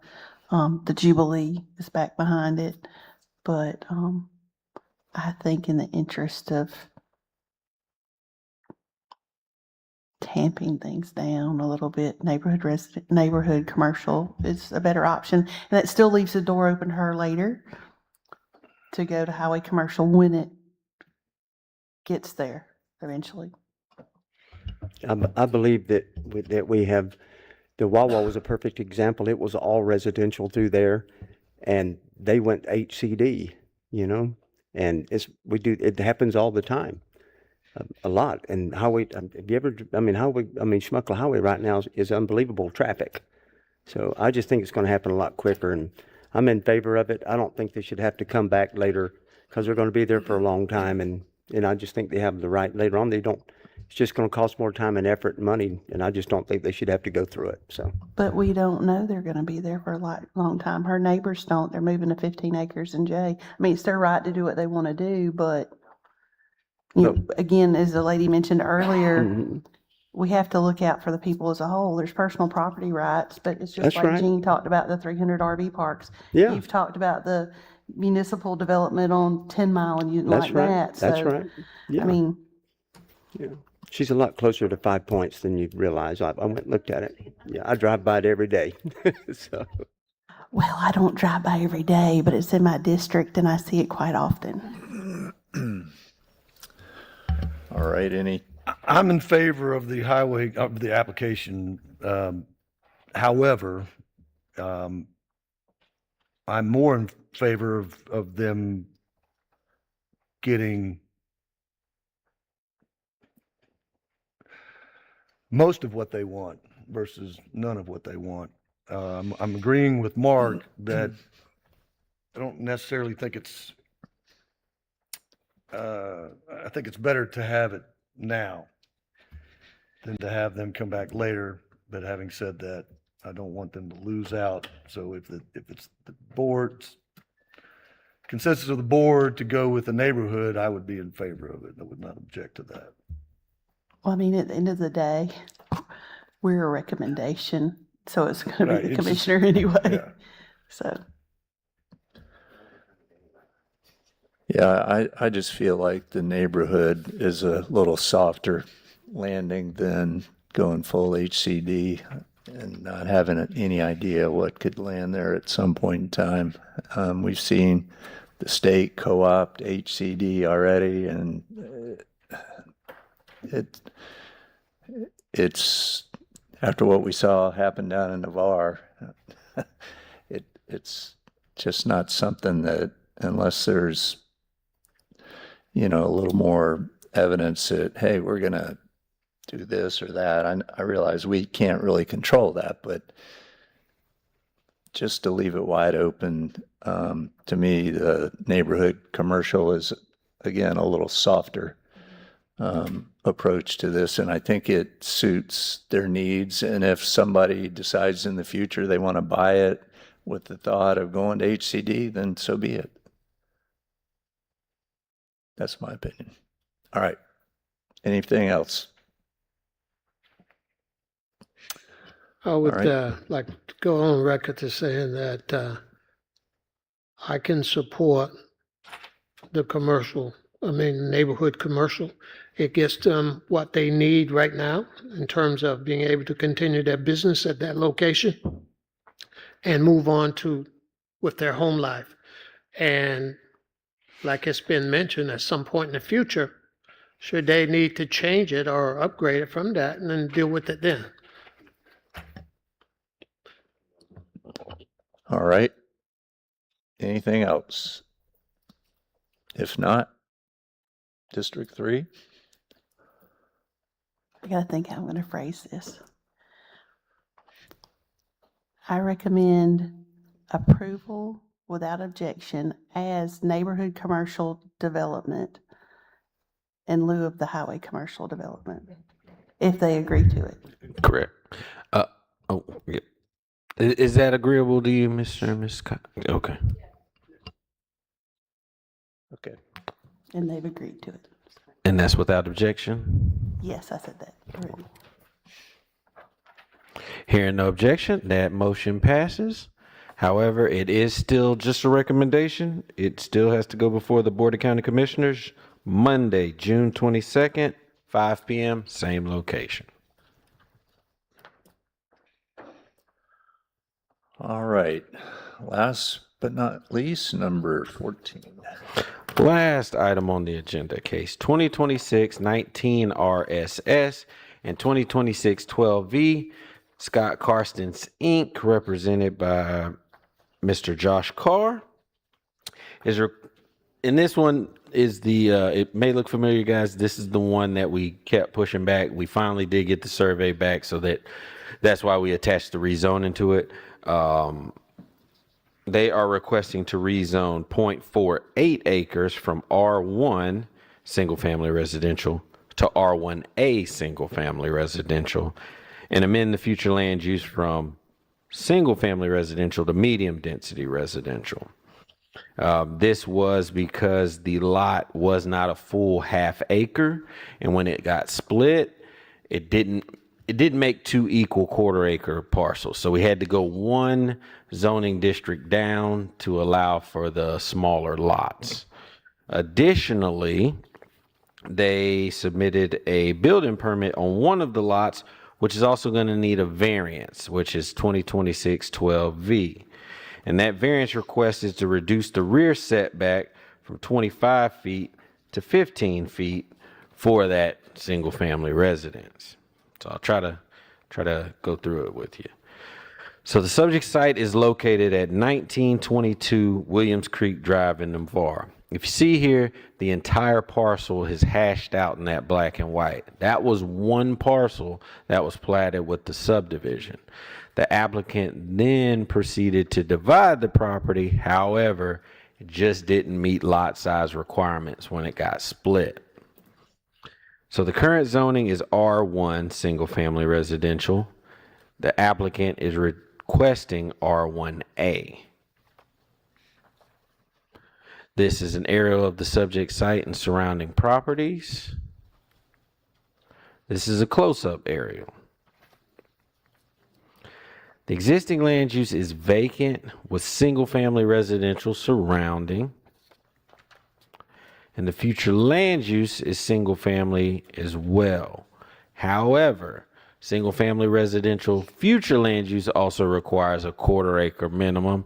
So they need to amend this future land use to medium density residential. Now, there has been some zoning board cases in the area. There was actually a variance just to the south of them. And when I did my research, the parcel directly to the east of them, you see it split as well. Well, luckily they had enough to split their property to get 2 1/4 acre parcels. This one, however, was not so lucky. This is looking north up Williams Creek Drive. The site is to the right and behind us. This is looking south on Williams Creek Drive. The site is right along our left. This is looking into the northern end of the site. As you can see, this is, I believe, Williams Creek Circle. And this is looking from the south end of the site at Seahawks Landing, I believe it was, at that corner. It stretches the whole length of the property. As you can see, that privacy fence over there to your left. And then this is looking further down Seahawks. Now, this is the southernmost parcel that was divided out. You can see this was the initial plan submitted by the applicant. The rear setback there highlighted is only at 15 feet instead of the 25 feet. And that was the initial request. And then upon review, we found out about the lot sizes and the lot being split. So that's how we came with the rezoning and a variance request. And that's all I have. Thank you. Is the applicant here? Mr. Chairman, can I ask Cameron a real quick question? Sure. So the original lot was one lot. Do they have to vacate the plat to split it? No? Not in this case because it was platted, I believe, in like 89 or so. Okay. So there was no stormwater drainage plans in the area. I mean, they were platted lots, and when it was divided, it looked fine, but it was just off. Okay, thank you. Scott Karstens, 2807 Bay Street. Hi, and I'm his wife Diane, in case he can't hear. She's going to help me out. I left my air horn at home. You old dude, you. All right. So do you have anything to add to what Cameron? Could we put that aerial map back on the screen? There we go. So this lot originally was on the Santa Rosa County website, and it showed it as being 0.52 of an acre. And the reason when we split them that it went below that was because of the radius on each corner. It just, or else it would have worked out. So, yeah, our plan is to build 1,700 square foot house on each one of them, on each corner, which would pretty much conform to all the houses around it. Yeah. Okay. Does anybody have any questions for the applicant? What's the reason for you building 2 houses? Yes. Are you building it for yourself? Is that what you're doing? No, he's a builder. Oh, okay, okay, I got you. Okay. Yeah, but we do custom homes. What we do is the people will look at the lot, then they design the home, and then we build it for them. So they're very custom, nice homes. Yeah, the houses are going to be custom upgraded, and then it should add to the value of the neighborhood. Okay. All right. Any other questions for the applicant? Yeah, it looks like y'all purchased this property September of last year. Is that correct? Yes. And you're very familiar. I went over and looked at the property. It's a beautiful piece of property. The elevation is about 2 foot higher than every other house there, as well as the road. Yeah. Your property, because you look at the topo map and it shows it. That's correct. Are you planning on clearing the property completely, kill all the trees? Not typically, we try to save trees if we can. Okay, because the neighbors have a genuine concern. One of the gentlemen that's going to live right across the street from where you're at, the way that subdivision was built many years ago, they actually used the road to divert all the rain that comes out of there. And it ties into a ditch just to the south of that road that Yeah, you're I'm familiar building. with that, yeah. That's correct, and that's where all the rain's diverted down. I mean, Yes. the concern would be, and I see you're asking for a setback, that will help the water that comes off the front of the house not get to the road, but Yes. there's a concern if they strip this property down, it's still 12 inches above elevation, and the builders are going to go in there and probably be a monolithic slab. There'll be another 18 inches. You'll be 3 foot above every other house in that No, subdivision. I could cut it down if that's, let me just add one thing. We're gonna have a engineer do a drainage plan on both lots. And we'll submit that with a permit. So the drainage, they're pretty good with that stuff, so. That would be perfect, because what I looked at, if you could cut a small ditch just in the front of your property to tie in with what's existing there, it wouldn't insult the neighbors with any Right, overflows right. and all that. Well, sometimes we do berms also to keep the water onto the property, so it saturates through too, so. Very good. Thank you. Thank you. All right. I'm going to guess there's somebody here to speak for or against. Unless y'all are just bored tonight.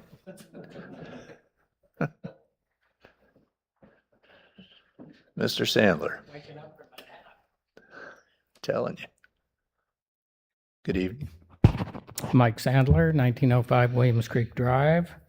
I'm not in favor of either of these, either the variance or the rezoning. So as it was mentioned, the property was recently purchased back in September, and it was the lot was 0.480, and now this particular lot is 0.244 of an acre. The other side is 0.236 of an acre. So really, if the lot had not been divided, we wouldn't even have this issue right now. So I guess my main question is, why not just reconvert it back to what it was? And I don't think anybody would have a problem with that.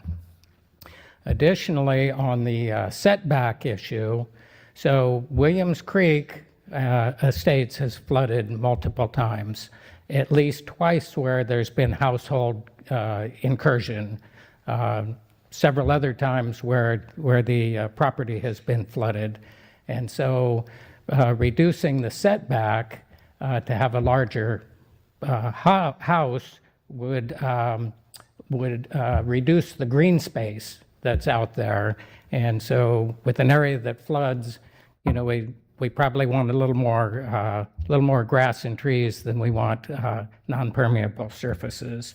Okay, and then most of the lots. So there's only one other lot that is the next smallest lot is 0.268, and in the whole subdivision, and the smallest of the lots, most of the other lots are 0.450 to 0.90 acres. So these two lots are now the smallest in the entire subdivision. So they don't really match up with the size of the other lots and the amount of green space in there. So obviously, the LDC is in place to promote orderly growth and public health and safety and maintain community character, and variances should be used only for extenuating circumstances. I don't feel that the variance like this is extenuating circumstances. Rather, it's a result of the actions of the applicant. So in addition to that, well, I don't have much time, but flooding and transportation, I think somebody else will be speaking on flooding and the transportation Thank you. programs.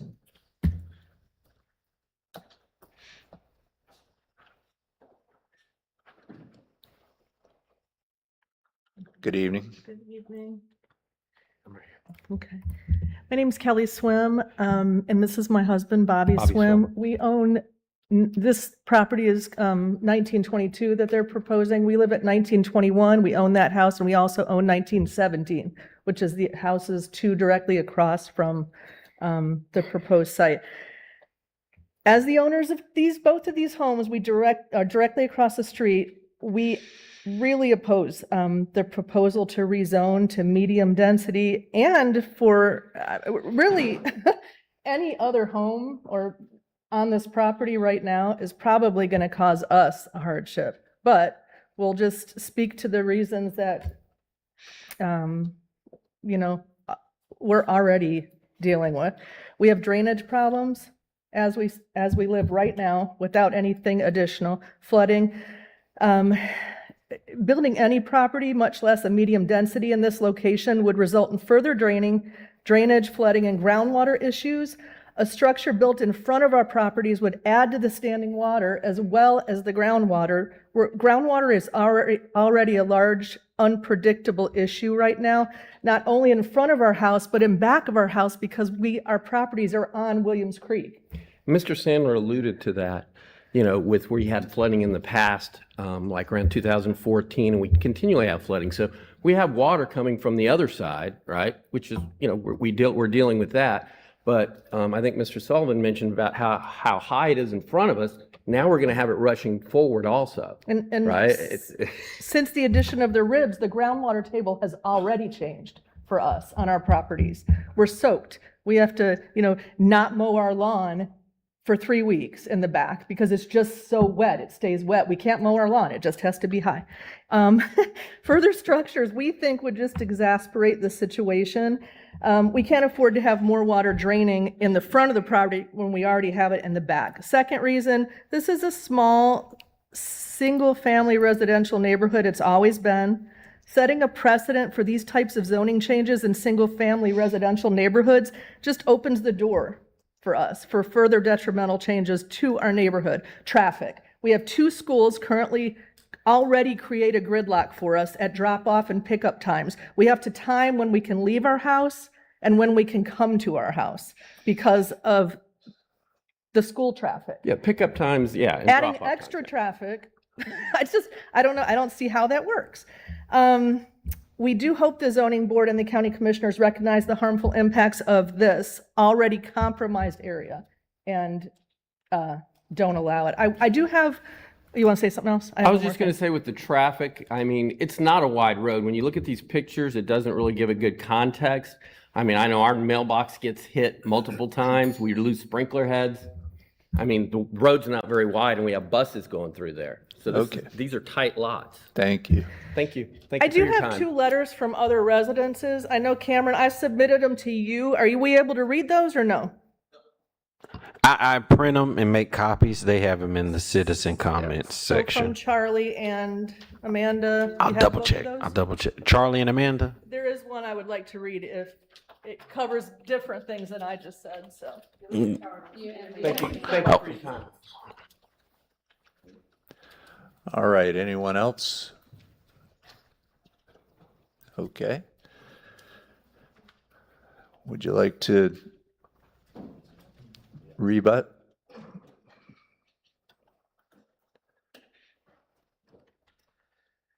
Yeah, as far as that, the back of the house, the variance, it was just for the back porch, a covered porch. So really what the house itself wasn't impeding on that building setback. Okay. And yeah, again, I'm sorry their house floods, but that's, yeah, I don't have anything to do with that. You know, that's probably wasn't built high enough or something, but, and whatever I do, I think is going to help the issue, because I'll do a drainage plan on each one. Okay. And, Well, we're still going to build a house on there. Yeah. So they're talking about traffic and stuff. I think the two smaller houses would conform better to the neighborhood, because they're 1,700 square feet. The two houses behind, well, it's not there anymore. The two houses are 1,600 and 1,800, so it'd be a perfect size for that neighborhood. So, Okay. thank you. Thank you. Hey, we already had the public time. Okay. So, what y'all think?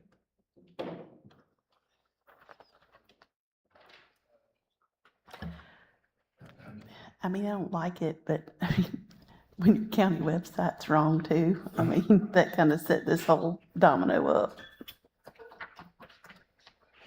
It's adding one residence because they can build one.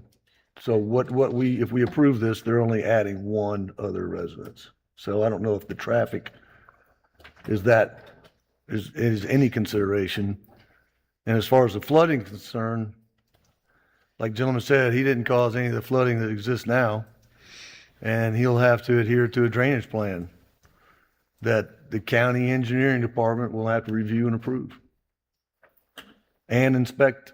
And he can't get a CO unless he passes all that at the end of construction. You put those at 0.233 or 2.244, and you put that size house on that, and you put concrete driveways, where's the water gonna go? Where are you gonna put it? I don't understand that.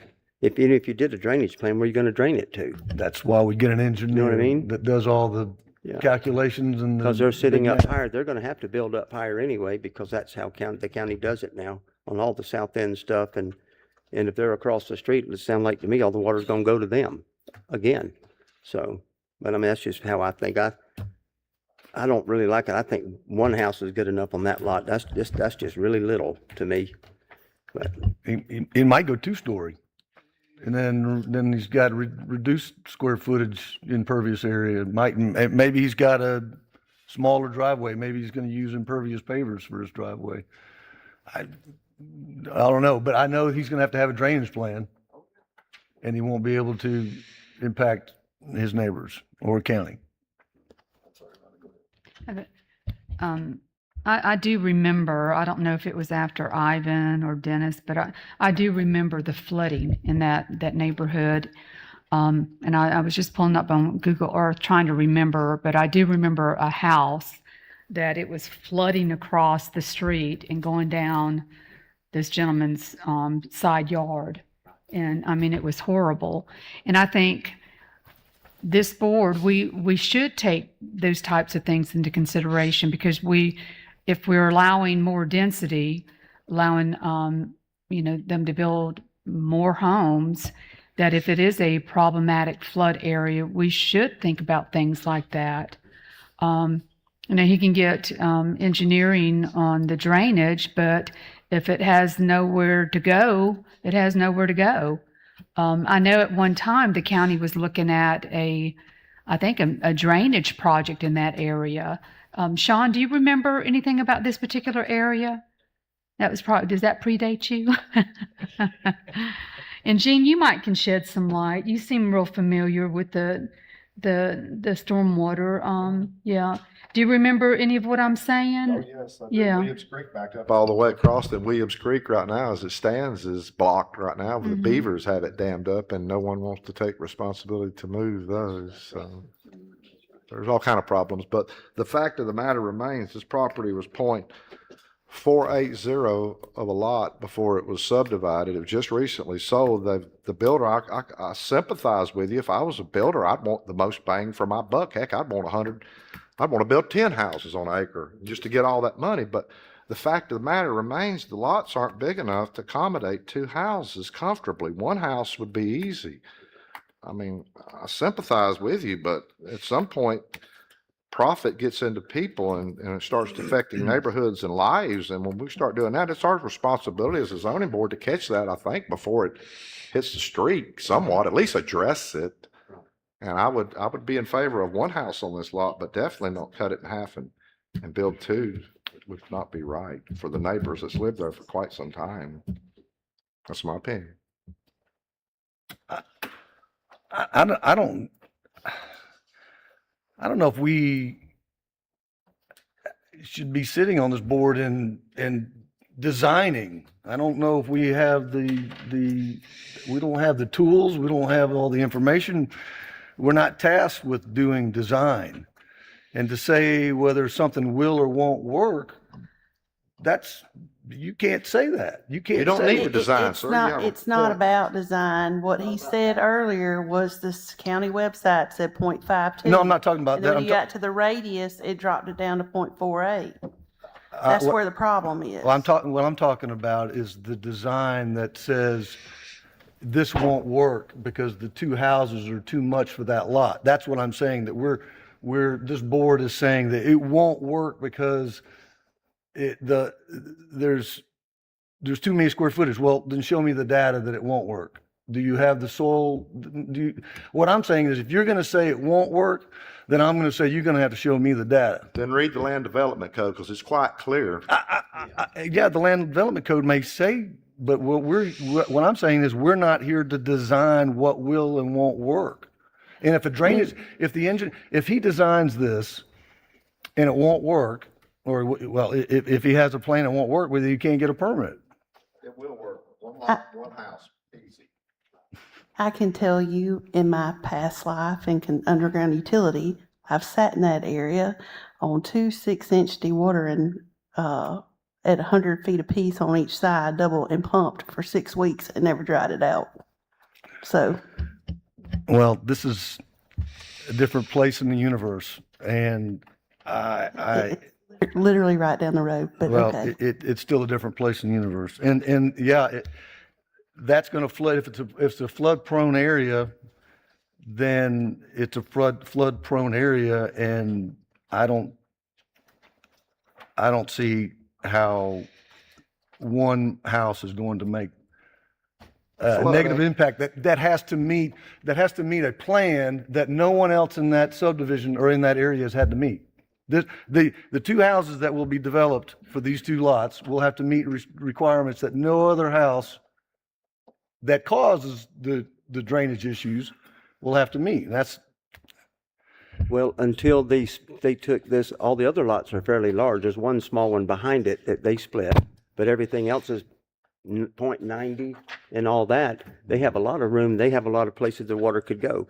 You split this up and you put two houses on it, there's nowhere else water to go except on somebody else. And Mr. Lachlan, that's exactly what I'm talking about, because we're saying, well, this lot will work because it's a certain size. Well, this lot won't work because it's another. Well, that's not really how it's determined what will work and won't work. There's a lot of other factors, and I think that's where we have to recognize that we're limited on what we're tasked to do, and knowing that what won't work and will work, we have no idea. I understand your merit. Unfortunately, find out that there is a big problem with it. The catastrophe has already happened. I mean, you can't do it. Obviously, the other houses that were built there previously, they probably had no idea that it was going to be a big issue with the flooding. But they're already there. We can't do anything about that. We're talking about a proposal in the future that perhaps we can impact it by deciding to support the better option.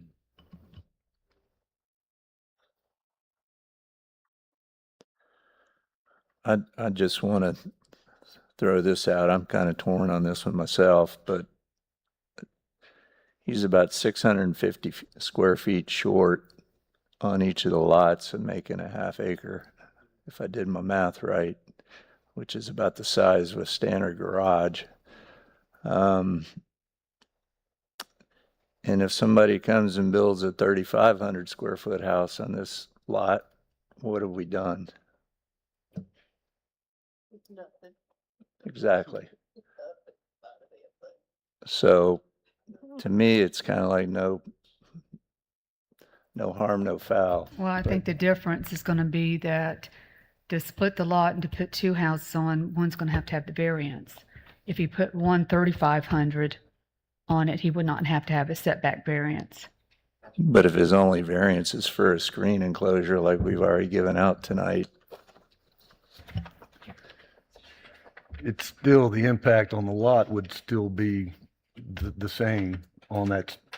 If it's at 0.48 acres with 3,500 square feet or 0.235 with 1,750 square feet. And again, he has to meet a drainage plan designed by an engineer, approved by an engineer. Well, it seemed like the engineered plans from when they built the original people, that didn't work. Apparently, they missed something. Well, they didn't have an engineered plan. They didn't have any, there was no drainage plan for the original development, I'm sure. all right, let's see if we can bring this one in for a landing. So this was District 4, correct? Yeah. District 4 would make a motion to deny without objection. Well, there's two requests. Is that for both? District 4 apologizes. District 4 will deny both requests without objection. I object. So we have a motion to deny, I'll second. and now we have a proper second. If everyone would look at their screens, this is for the rezone and the variance. The motion is to deny. So a vote yes is to deny. We got motion to approve. And that's to approve the denial. I know. If you're voting yes, you're voting yes to deny or approve the denial. Yeah.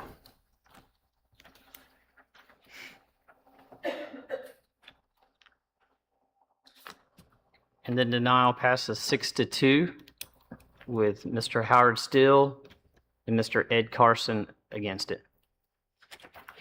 Now, just a reminder, the rezone, the rezone is just a recommendation. It still has to go to the Board of County Commissioners June 22nd, Monday, June 22nd at 5 p.m. However, the zoning board is the authority on variances. So if you're still wanting that variance, you would need to talk to county staff because you'd have to appeal that because let's say the Board of County Commissioners approved the rezoning, the variance is still denied, so you still couldn't build the house. So if you want to talk to us tomorrow, give us a call. We can walk you through your options on how and if you want to appeal. Oh, that's all. But the rezone, again, Monday, June 22nd, 5 p.m. All right. Very good. Planning department matters. Is that like items or it matters? It matters. Okay. Both. Yes, sir. So as we always like to do at the end of the meeting, it's just basically go over any changes between the zoning board and the Board of County Commissioners. The first one was a sign appeal for Garden Street. It was basically they were looking at their entrance signs on Berry Hill, and this board denied them the sign height to go from 6 foot to 20 feet. This board denied them 6-2, and the Board of County Commissioners overturned that upon appeal. Yep. The other item was kind of interesting. There was a home that was located down in the south end in Villa Venice. It was a little kind of like an odd shaped piece of property. The neighbors kind of showed up. This one basically, it was denied by a vote of 7-1 with Mr. Steele in opposition. And the Board of County, he appealed it. Mr. Davis appealed it to the Board of County Commissioners, and the Board of County Commissioners approved it 3-2 with Commissioner Rao and Commissioner Eddington in opposition. So basically, it was the variances to reduce the rear setback from 25 foot to 15 feet, and a side setback variance from 15 foot to 5 foot. But he did have that new layout. Right. Yeah, he did reduce his layout a little bit differently compared to what was presented to the zoning board to make it a little bit more appealing. So Just one corner. that's correct. Yes, sir. So yeah, he could have put a tiny home on there, but he wanted the variance to kind of make something a little bit bigger, and that's what the board approved. And that's all I have, Mr. Chairman. All right. Question. The Form 6? That's coming up, right? End of the month, Financial disclosure. July 1st. I know administration usually sends them out. We have not received anything. Now, in years, over the past year or so, they've gone electronically, so it's online. So if you do see it, just understand that it is legit and don't kick it to spam or delete it or whatever. And then it gets to a point where I start getting the warnings that we're getting close to the deadline, so I'll start reaching out to you to submit it, and then it gets to the point, I think at one point I was kind of texting somebody on a hourly, daily basis to please submit it. So if not, there are penalties. Is this the short form or it's the long form that came back in? Yeah. Well, I know, not but that when I was on town council, it went from simple to hard and then back to simple. Yeah, And I know it's as a pretty volunteer, it was simple. back to simple or not. I don't necessarily agree with that, but, so we should be looking for a request as opposed to going and looking for it. Is that what you're saying, They John? sent you the form. They emailed it to you. They did? Yeah, somebody emailed it. And then as soon as I receive mine, I'll certainly shoot out an email to everybody and let you know that we received it.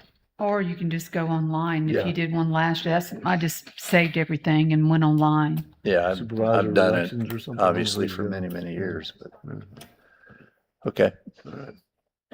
So that would be in about 2.5 weeks, something like that? Correct. Okay. All right. Anything else to come before the board tonight? All right.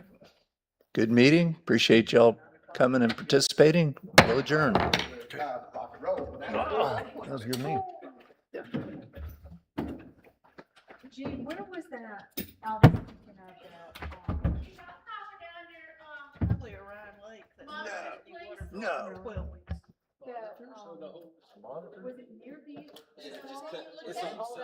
Yeah, it washed all the way up across there. It's low right there. Williams Creek, real low. It's also dammed up with beavers right now. The water system don't want to do nothing with it. Yeah, I didn't see the difference on that last one. That's a vast difference.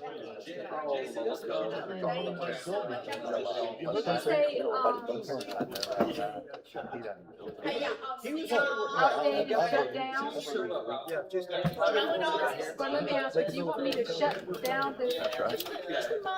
Oh, well. That's what we ought to do.